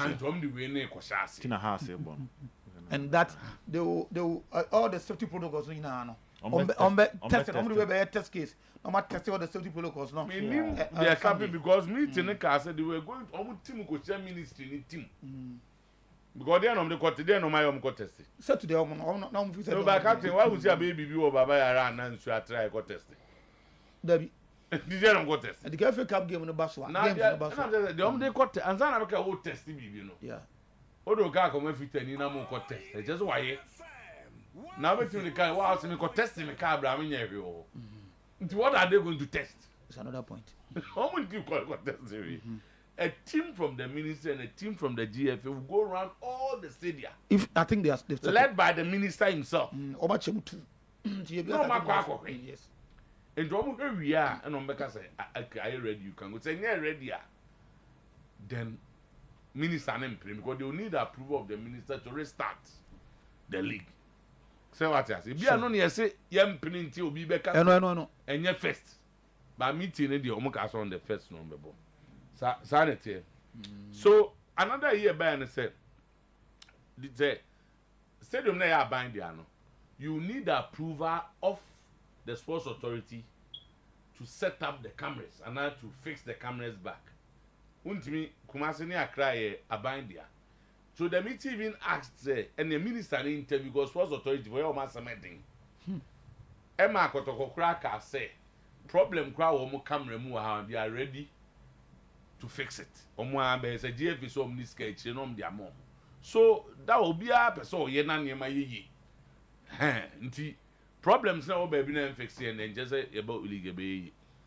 Ti asema won. And only uko it is a jibosi cobre because in some and so bad. Otuo. Young come right. They say the plan down at them. The Aquino. Was that Champions League, no? Yeah. When. But Otuo, I think so. And Aston Villa, Emma, Arsenal for an opportunity. I didn't know go for by. Sir, I didn't know opportunity. On say, be a gabon, and now obi on say at any particular point in time. Se nipa mienu prade na obi boa stop obi a ana obi stop obi wona kwam a okay so wa odi achi no nya it becomes an advantage so that is why you need to, so you take advantage of opportunity na aba no na me to okay say after the game against Everton we started raising questions on the Liverpool team and how they are finishing and what's the there Newcastle away draw, United draw, Everton draw, Forest, Nottingham Forest draw, and then Aston Villa draw. Is that the last games? No, not the last games, but it's been happening. In Euro 2025, you later, I found say almost 22 matches unbeaten. Good, but Moto in the league. On say a chase. So started say will slow down. It affect the confidence of the team, and it gives your other opponent some level of confidence that there is a chance. Liverpool matches now mentioned to McAllister Gravenberch. I say from 70th minute means starting who we and saying. Sam, you know, me who we yes, and now that the focus had to do with Darwin Núñez. I think Gravenberch, no, that's what break. Only McAllister. The McAllister credit do baby. He in free. He has played almost all the games. But who's more Yemre? And this will raise questions about the transfer policy of Liverpool during the January window. Manager now buy. Debbie, me auto manager now buy. Here's a pen or sign. It do January. Now who be here say in some money Kenya say Liverpool made for me here addition. So you can question the manager with regards to Endo guy, no. But I think say if and your man for these two are me auto they are the soul of the Liverpool team. Yes, I'm out for a ball more and more about so. But these two and they have most of the job at my club friend Liverpool. And I think our momentum, our energy now started dropping. But for Darwin Núñez there, I think or let Liverpool for a down. Moments like this, it changed the face of the game. And Moto when Timian show up, which was poor. This was a glorious opportunity. I'm to Nelson Botu at them and on say. Now let's move on. PSG. For the first time in about 6 years, it looks like they don't have a star man to say the Messi, the Neymar, the Mbappe at the point there, Cavani, Ibrahimovic more. I need a bomudin, Eddie Omudin Toso. But says you know, so check it the PSG team. It looks like at the moment they have a unit, a solid unit, and they are getting the job done. I mean a rocky start. But it looks like say team no, a team where Luis Enrique can easily manage, and collective effort and modernity. And at this point, it's difficult to say this is the guy. Me taking it out. Me yi a PSG team in frame. Vitinha, Fabian Ruiz, Joao Neves in the middle. Those midfield three, excellent job. No more a front three say Bakola, now Dembele, and the Kvaratskhelia Ababe Kahun. And so too almost so yeah, Nuno Mendes on the left, Ashraf Hakimi, Nuenya Marquinhos, Donnarumma. This is a team. HSM to almost twice to say on behalf of if you watch them, efficiency level no was throw, and PSG is also one side that people must watch out for. So to Yambra Manchester City ne Madrid game. Pep Guardiola they are two just say me huni quote back was say this is a season to suffer. On one answer more the two ja. And we to say we share common na Pep Guardiola in his career since 2011-2012. So check defeat awenya a season. This season I'm on 13 defeats, which is the highest of the career of Pep Guardiola. 13. Until now, some of the two just said this is a season to suffer no. Based on the statistics, clear said this season there or team free power. 2 matches Man City conceded 6 goals. And the errors in the kind of goals that City conceded, there is issues about the structure, there is issues about the personnel or Manchester City team. There is issue about the future of Manchester City. Say clearly, not the introduction of Ike Gundogan, amount for them say, or the experience but clearly it looks like a human intimate Koso. Now 3 things. Kevin De Bruyne, Mr. Otuo, is not really up there this season because of injuries. Rodri injury and also affecting Manchester City obvious when you watch them. Now City and saying Haaland in the game, and you clearly the impact in or the kind of pressure, the presence of Haaland, the opponent defender, restricted their movement. And not to say the Madrid defense had this sort of freedom, especially when it comes to long passes, and they split the high press of Manchester City and the high block of Manchester City. Guardiola were Jumaye. One thing every Manchester City fan anybody say, Guardiola decided to stay 1 season. And was started the rebuilding in January. No. So Twins was started rebuilding in January. And so far, players now City do mobile January. There is hope around them. I think say critical decisions the opinion in him. Players like Jack Grealish, Bernardo Silva, Ike Gundogan, even John Stones. John Stones' future Manchester City. Otuo Edison in Manchester City. These are all critical questions. You may be moving forward. Should City still maintain some of these players? And also send Guardiola the first team of building, on the first team of building, and now you Joe Hart na ubenya Fernandino Moto na Aguero na David Silva the first team not started the year wonders, But once a later company beko Fernandino beko Aguero beko David Silva beko just our guys no quite, including even Raheem Sterling mo.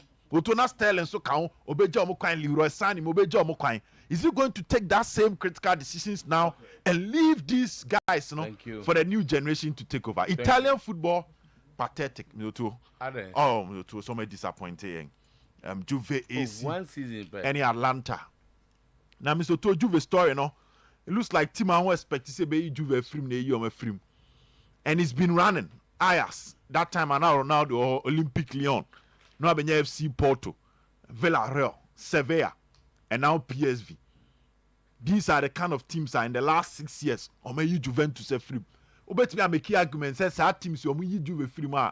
Obet me kwa semi, a bit me quarter. But the point is, Juve is a traditional team when it comes to the Champions League. Okay. Inti also amunji bebre, but mako final power. Sometimes you expect them saying yes, our teams win a be you on free, and that is where the disappointment me too. Thank you. I free ba. Thank you. Edion.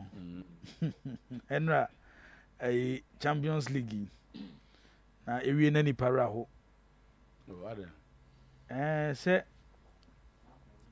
Araho ne say ye no ma ye do Italian football no.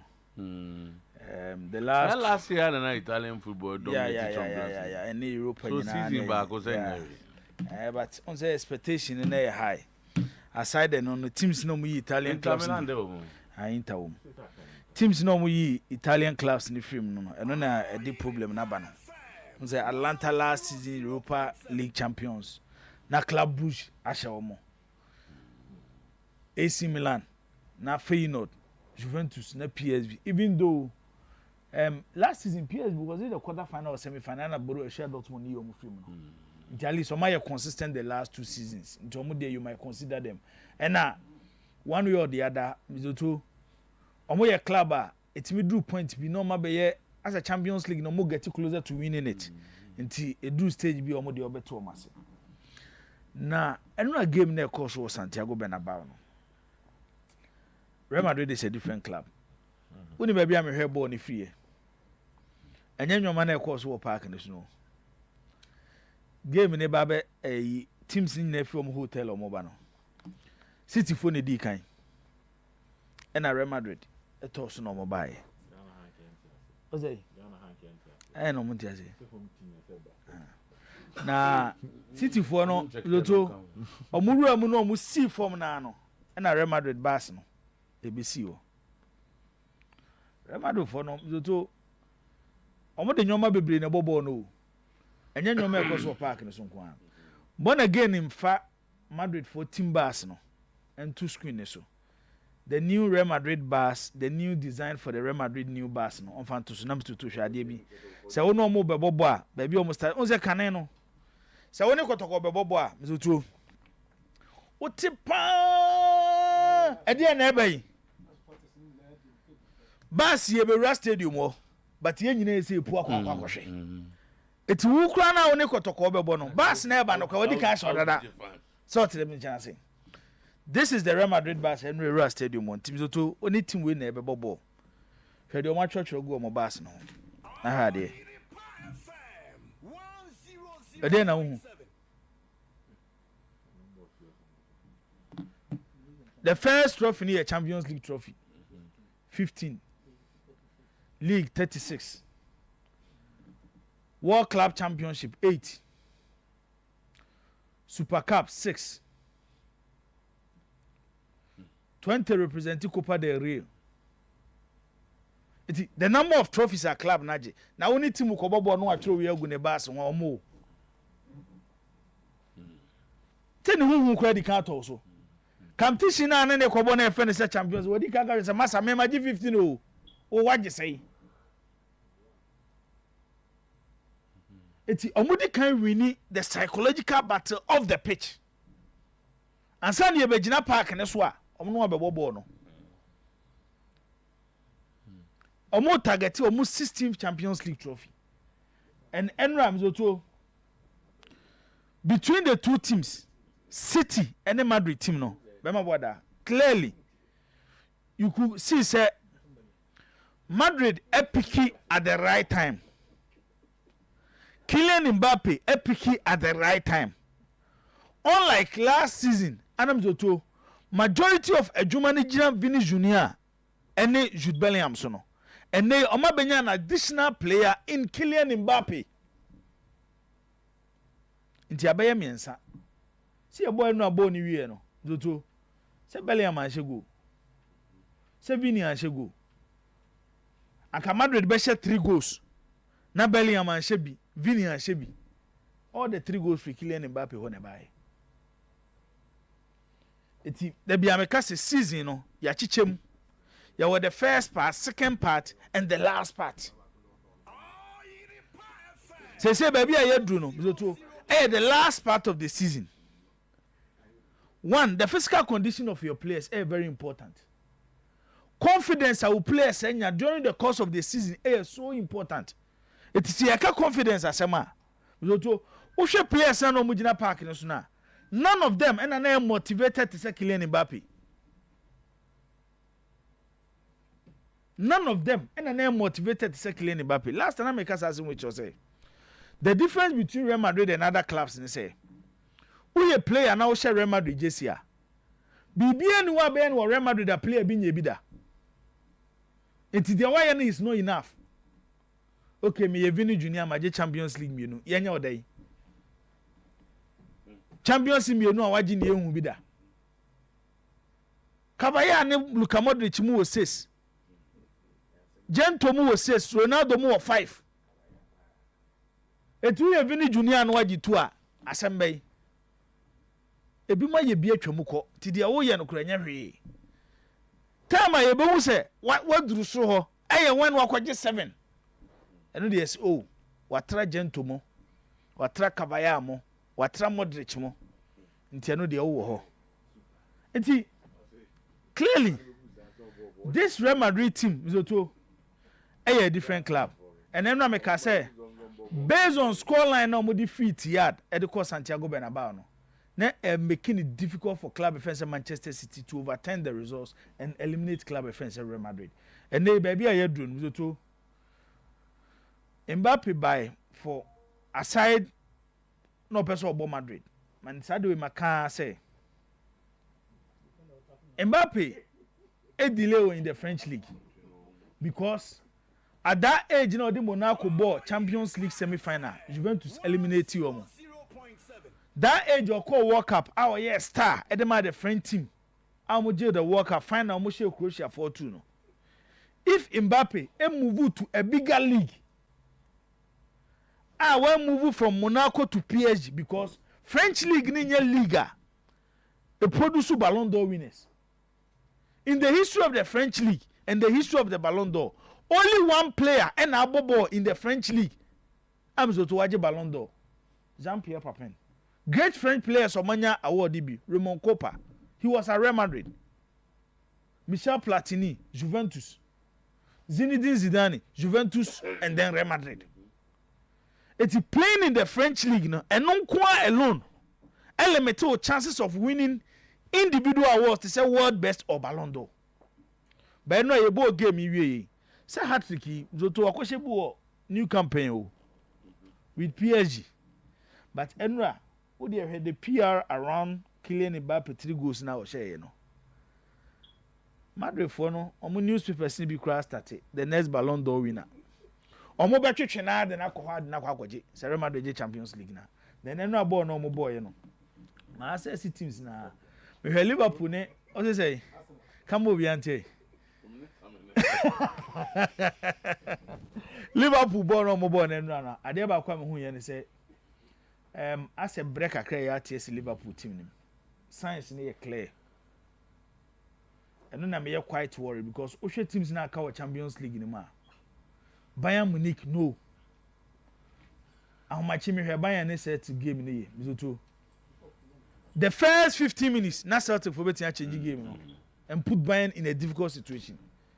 The number of chances for more defense no e concede no. So what is our chances in Mbappe, Vini Junior, Rodrigo Mizoto. So our first 15 minutes come shall Bayern 4. It's Bayern you know. Arsenal no. No. Say ekoye 2 leg at first. No to say ekoye 2 leg at first. Bono e bia ne say bono. Ekoye 2 leg at first. Teams are Mizoto, Omubetimi and Madrid about 2 leg affairs. And it doesn't look like almost Omubeshia. Meaning, you know, by you day, you never to near the way, you know, a born again far, you route to the final, route to Munich, no, a tussle. 2-legged affairs. Liverpool will eliminate Real Madrid. 2-legged affairs. Barcelona will eliminate Real Madrid. 1 game of Real Madrid Besho Munina. 2 difference, no. But baby, I do say no. Liverpool team ne bre abem. Barcelona as a club, yes, Mizoto, they might not be at the level of Real Madrid when it comes to the Champions League. But in recent years, they have found a way to beat Real Madrid in the Champions League. During the Messi era, under Pep Guardiola. It is said the AC Kika Kono, a yentem de, but Real Madrid, Emma sign say, Omoni actually almost 16th Champions League trophy. And every single club should be worried about club offense at Real Madrid. Top 8 na no more train. Hey, I'm joining the top 8. I'm excelling during the because qualifying stage. Teams now to say Inter Milan very solid when they are defending. But on say a ball 2-legged affairs so two. Now this year go for Liverpool and Madrid. Milan and Madrid. They are beatable. Time no asesa. Time na asesa. Ebrese City Omayemre kakre. Yes, Omayemre. Ba me to. Muzuzu mo mo fa. Omayemre. But on say how you build your confidence every stage of the season. Yeah, starting season no, na you criticize Real Madrid front three say nya adwuma. Yeah, mama fix it. But baby I do say same to hin na eduru. Brazil na say baby I do. Mbappe sin. Baby I do. Baby I do. And no bon say Benabo, ade na apeke. Ade na apeke. So tire me chana say. Enti Afi Adiana clicking. Na Obona come out. Yes, and Mbappe there, Zoto Luis Nazario de Lima. Oh yeah. The way I say first goal. On say sir one touch, one mistake, connect. Second goal no serious one. Third goal more serious. Second one here. At the time all the City defenders names say MZ Johnson. Badio. So we na miss header no Portugal no. That be the Portuguese center. The first header no. Who say Obi? David Diaz. Diaz the messy ball. On the messy. Diaz the messy ball. And a better no ball one. And you from not to train woman no. The this speed be train no never do no. On one me train o ka so be train ma say. That's what I know. Tough on he boni bi. Upon we are you pay bi wa do. Oh, come as here. Over top tracks no so. Oh, the defender is so attack you. I go help on we give now remove. Is it ready? Say those chimp. Or train as one place you are how. Because at the corner. On match go. No, he's back to the peak. They've really shown him how to score. Go shed here. Go shed here. Even by statistics, Mbappe at the age of 23 now I share more goals than Ronaldo at 23 and Messi at 23. Yeah, that's true. He knows how to score goals. But Omushia, at the end of the they all request here. Yeah. And the hono. That's I'm have be Arsenal and I'm road to the semi-final. Arsenal be change Holland for no. Okay. With the easy matches. Man, this time Arsenal, yes, Arsenal will meet either Feyenoord or say Bakushia PSG. Arsenal in Inter Milan. Bakushia PSG, Bakushia Feyenoord. Bakushia Feyenoord. There be now 3. Then gas up person quarter.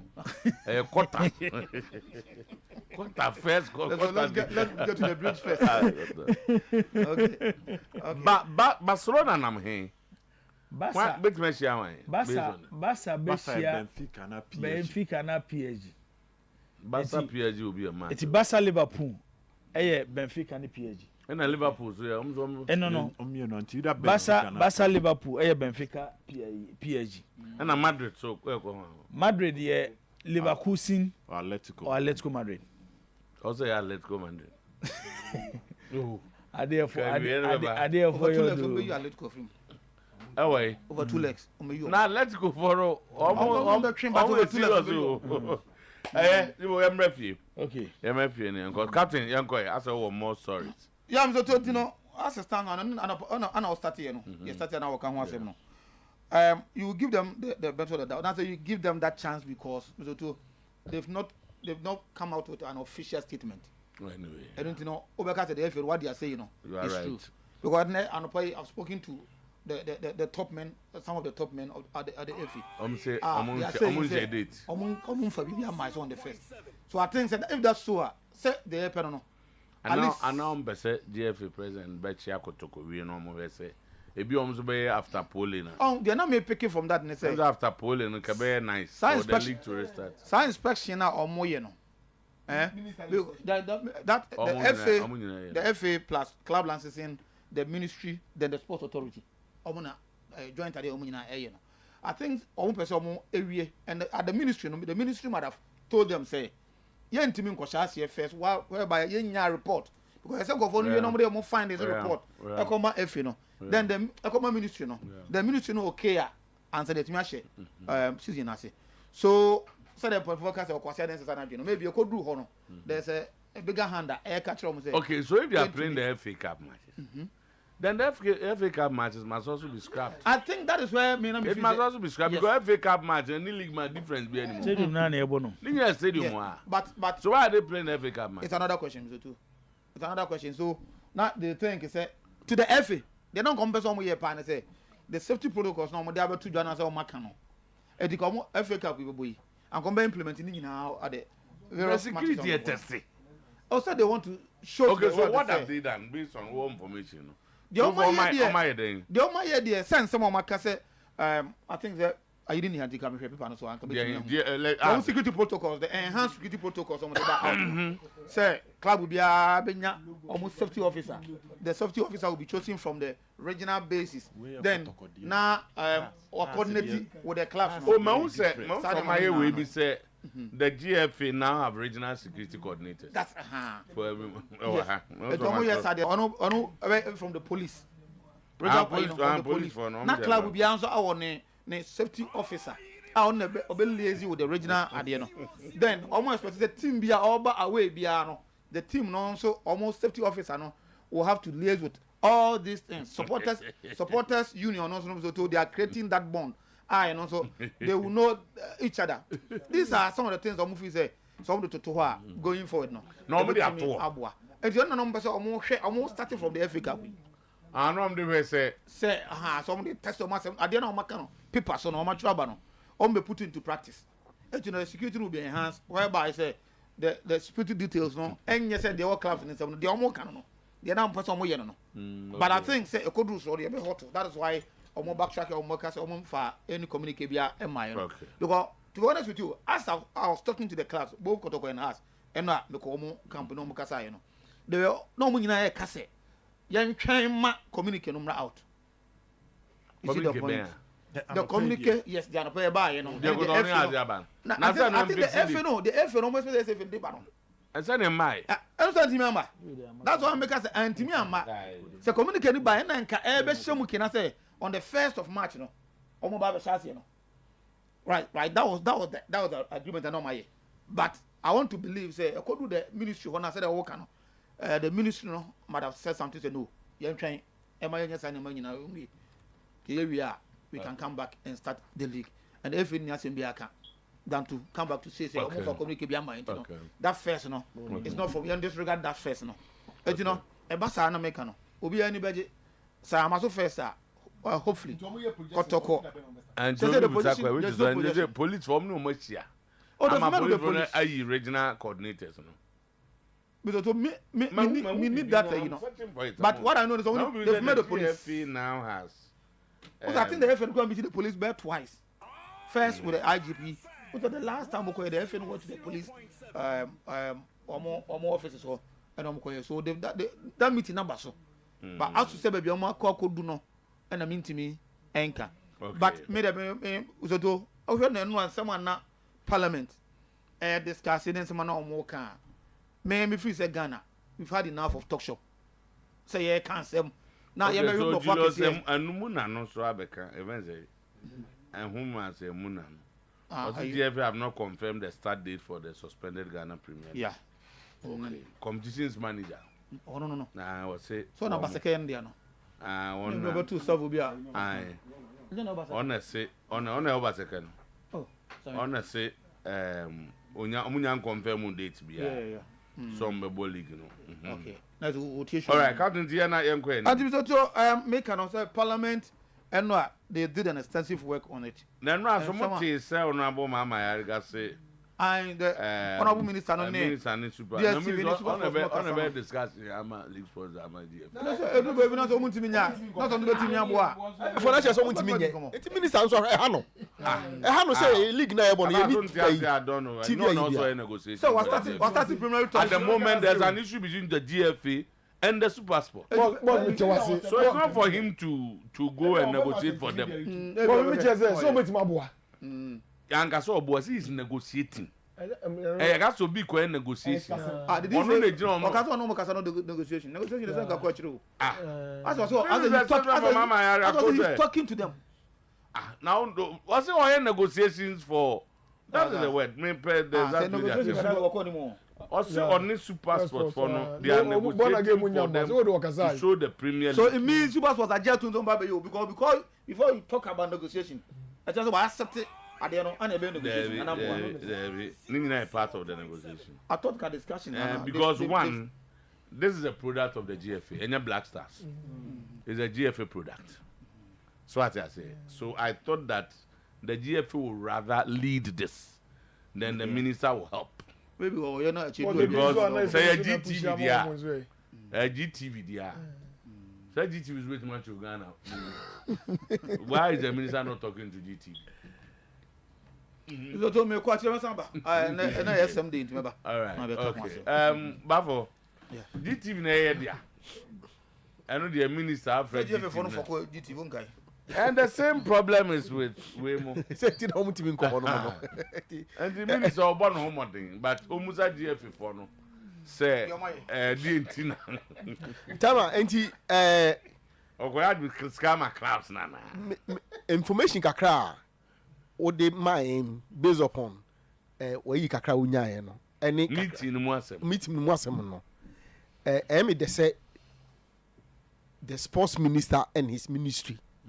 Abemu say one person omoko inspecting the various stadia to make sure say it meet at least standard yeah boy a league or so a year me the papa and tama I hope say omo be kono omo kwa and no ma ye de gu akwami so omo nkɔhwɛ no omo de proper report be back akoma minister no I might imagine that's why they are taking a decision because it looks to me like so omo report no koneko ye pa and yeah even 6 in the 7th now after polo ye no kra no e bia hwan na akwa chikakra e bia na hwan na akwa chikakra because guys the minister na you guys will say kotokoko ya Obama police for do makwan ni nyina beba mu ni enti make say report no pa say omo e be suma omo no ko no the proper omo the proper report pa kwa e bia because tama baby and saying baby dreams football match the first saying and no circumstance was sorry about league na abas om ko bobo mani aji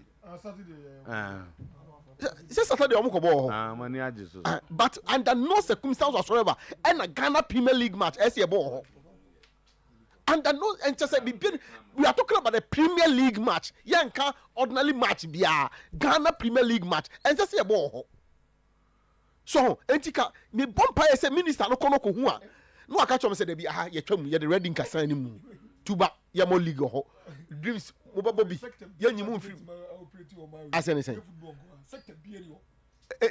any brain here cancer man say yakowo obi sika on sector what ya wo obi sika on sector nam just what is ya wo na ya mo dreams so much more security and other arrangement sector be not ya wo obi sika on nyɛ na no ko just or park no enya me koso park on ka pitch o baby a park no wo hospital men no security e ba ho and na stadium ye complete and no one asem no okay and na me ka say na sector bi nya wa agree what ya wo bi sika wa agree obi ado wa nya me obi amananto obi edi tama some of these stadia no na ka afrim na dreams say bia say do me kwa Accra stadium say do me wa ka house ho wo Legon ho no mo so akwatra ho bi at least Legon utimi say e ba bia we betimi provide some you kakra betimi enti also the Ghana Premier League will soon overtake the major leagues in Europe and so mo hu there ona boy arga mehu ye nima de kwa no de ka ebetuli say minister na brief no nkoma no kanyina de minister be ka cha say minister no say opese onya a television coverage a be standard no be ben I established ones no which yes nyina no na ye pay enu ti na make us 2% kense se bobi wo hono mo enti da other centers ni bo hono mo a na fabrikum ka ho fa yi ka ho fa iso atere ka ho so ho ana tuba no unim ho ai na nde so ndimi nkom me obi a otebe tuba edi nkomo otimi ko hwe match wo se bia house bo match o se or driver 15 minutes you are there anya safe anya baby asese ye bo Premier League match me nka sense ye bo but I'm talking about Premier League match and sense ye bo ho no ba for enquire we and our next one enti tama me dey me eno me dey tama honorable Kofi Adams nana mo tuo no a on the television station no to no honorable yes you're looking with doubt but I want to plead with him he should look within because me gidi say Ghana hanomo you better constitute TV stations form a consortium on better make good telecast as well at least and also be generating sika ediama league no and aboa asan so creating more employment enti omo ye no omo hwe no so wa hanom so nka ho. Kotkone has statement from the Ababontin and other issues around it. Ejuma wo hop papa Mr. Two. Ejuma wo hop papa na. We are all hoping for the best. And ne amenya info say Nations FC etimi CCTV cameras no. E wa branches. Na me to say na me check the cost of CCTV camera. Yeah, nations a try to on my pitch no. On pitch ni. On my improve. Someone take advantage of the break and my pitch in any ade. Timi to asem say clubs now almost see Embo league. Almost complain say almost investment is good. Almost flat light. Yeah, me to be ho. Oh, amobi and the back in a bit host to African. It's almost a kuchana na na chiro kania oh baby baby obi pia inside and outside the box. Outside so my cameras ne pa o my cameras no outside according to them picking donations from omo chance na no at least a bit me capture. This is all your professionals. So say investment shigua na upeso my hu say we investment pa cameras there. Me check it me to 4-in-1 the any bia yen fan board dressing room anu men capture or no 5,000 credit na me capture 20,000 e be camera say man ka wa enko fo fia camera sha 11 10 12,000 no we me check it me 20,000 just 4-in-1 12 cameras me to 4-in-1 correct one plus e ho 5,000 credit betimi aye one match dey and am to one match dey go with my camera come on do say clearly enya de bia ehu bebre so what men come on say stadium and transfer bi bo team baby o me fa bi bo inside and outside inte say no to cameras why control so enya de bia ho connect the cameras to one screen into control room na can normal TV now I connected the amano na TV no technician na chichem na obi ti ho keke into otibi hu di enya so obe control when your TV I say no obi nti okra BBC he goes back exactly and play but back to we kwa no say mass security coordinator na be yi police ni atena ho into your bull referee wo dressing room he can easily call on officiating and but to say if these things is being applied well police you know so compromise here you have a benya effect on your job away with the nation the police ni be obetra obi amuto often a human media and the IGP are called to the standard obeti a special unit for that in senior war ebia anti-robbery no ye benya a unit for sports and football until the panel kwa o si ebo referee o ankas me hu wo me camera mu ntimi di agro obe reacted to it are preventing it from happening am yenya images to punish every team to say we club it means that say no kra o kwa aware or the confidence say obetimi akwa ko win an away game what you say you have the confidence obetimi akwa ko win an away game am to impenifon form na nsi form inspection no mo be ye no any venue bi o mbe kwa enya standard yenyi nipa no ko be fufro but we camera ni fra even the pitch say do a yenyi nipa no ko be fufro ha se free nkra ba bobo okumase ha se free nkra ko suga ko pa akwa bobo kotko free kumase akobu ase akwa bobo kotko free kumase akwa abrankese akwa bobo akwa kra time air renovation wo baba ya kotko na amponsa first one bon home matches ni away from Kumasi. And so if the big and na ya mamu say omo supporters no omumfa pressure in the chira na mo ye mo because momo clubs are kese ni mienu no I sacrifice it through all this no yenyo obi free ni venue omo so chen omo yenyo obi free venue ko be fufra you see hey say memo okrum ho they must make sure it happen because in the last 3 years House and Kotoko have been traveling whenever their main venue is not available. And to who other team no say yes me to among ka some be you through venue. See ye ho ye. one year ye die be you free. Okay. And the only thing you have to do to maintain your stance for home you say ye ho ye. Okay. Man to ma training report kakra. Man sia. And na kotokotimi e train na no paso. And na no pay so mo san ye ne kama. Na good news ne say Emmanuel Ntwimu aba. Frederick Asari aba. Awuchi etimi started training. And a Nigerian, you know, Basi. On so etimi started training. I just say Vini Mbappe, Timiaba. So to say what check it there apart from Saka Dauda. On that to kotkoni so atene Saka ho. Nti ono and a plan ona to all the other players apart from Saka Betamo and Kote. All the other players are nti omo o ma start light training na e positive for Kotoko e adakwajache. Okay na.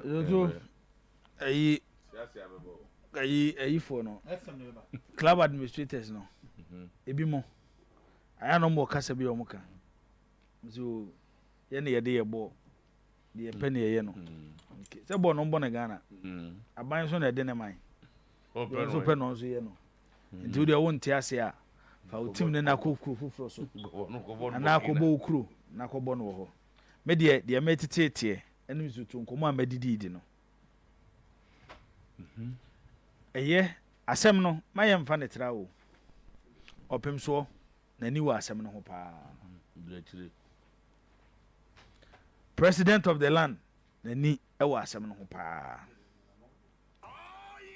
Honorable Kofi Adams, Minister of Youth and Sports, and Minister of Sports and Recreation, pressure on so pa nti asem na da ho no zoto enya asem a obi be sore preko pese ye na football ye dia nti ye kwa akoye de ye pe enya sa na asem na sitie from the minim kakra am zoto me de so wa asem na wokan no so ne say so almost started aprobo no no mo kwa stadium bia enya fit for a Premier League game emma so omo league game ho stadium bia enya fit for a Premier League game zoto ye mo league ho asem na ayi Mahama Yaraga kan honorable chen went me and church asem no me the government is ready to invest in our league but ombeso mo put proper measures in place if a better key government no zoto say empo 6 stadium and a fit to host Premier League games na yesa buy ne kura fa ho ka the government is ready to do it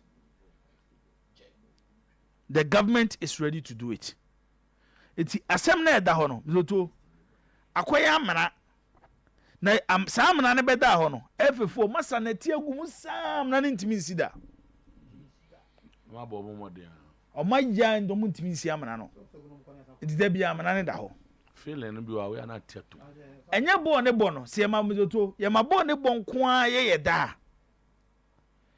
ye be koso akọ stadium ye be koso akum nipa da bia ne ba betena ho na mzoto ya ka ye sie nipa ne wi a na asem kọ hwe meeting here so between Kotoko Has and a GFA bema boda asema na me ka kire obi ni say ye any meeting see the fa kwan ye de be resume league na it should be the Ministry of Youth and Sports the GFA Kotoko and Has the GFA Kotoko and Has omo na esen ko mo ko tenase na omo hia na omo kwan be fa hwe ade a na ha me ne say so we share the gesture of the FA any our approach to this issue a omo adwini nyina ne yenkobo league no yenkobo Idi Adams is on time so what them say omo interest nyina ye league na ye kwa akobo no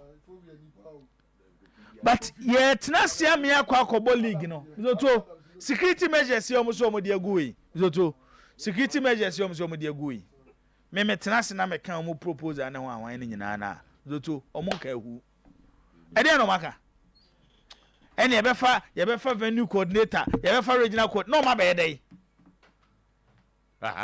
ene mi zoto CCTV camera he aye kan wan asem no e bo ba bi keke say ya so say enso yo obi ko kodi bone kwa no osuro meje tu amen to mo because on chemaba nations CCTV camera keke police ni nyina ho soldier ni nyina ho security ni nyina ho unya wo say no Dr. Chewayade papa ebo keke no mizoto ukọ akodi bone kura wonim say ade ebo ho de wan ho ye be cheme enti clearly se wo si yenim rika mebobo e wa abra bo na ye bo no nipa kuma ba aye ntimi ehu se nipa no mizoto sekan ne de wo no etuo ne de bo no so bi na share da kodi sa bo no ye ntimi kura capture bibia then wo si yensan ko starting league how nibo me nas na jo ahun me be to aso 4 o'clock or promise ya se ane Abbas na e kan boom na yina ya no ma Abbas angasa ebro ye media na bia me ma Abbas 1 minute bi because e no e kan boom as Abbas no be chemi time same time is here Abbas 1 minute me fa kan asem phobia o de kan we ne ko we jami aduma Saturday FA Cup no e be ba so timo ko ba ye bebo so me onim say me Mr. Bia me kan bia obrant me stand in say ball me di actually 37 years in football venues wa mo kan nyina ba pie no wa me nko wo hia be bebre me nkeka boss enipa ho ahometia evitete nipa na Moses ya nuru Kenya security aprofit ye create Champions League ubo hu o buy wetin na ban security e di obochi no ase nipa no no ka so mo nye no ansa enu na yen no a home team no so pe points ya no lose match but no security ase me don so me mu ni yo home team ni pe points pe no person ye ni ma bi di points no a ye nyina obia ye bi Ghana just obi on pano kure enti obi ye bi ma bi ye enti ye kan say security no and wo so mmra ye adwuma o mmra ye adwuma ye ke tobe nyina ye kwa enti weekend you bo FA Cup okay enti security no security ni mmra enipa bi obebu mmra so bia na wa che no asa abaze ka oduan se wa anye ne sa dia Dr. Edu any Crawford Tiasema Abbas and to us because I dare say time way 30 seconds now because 30 seconds FM never more so that be ya was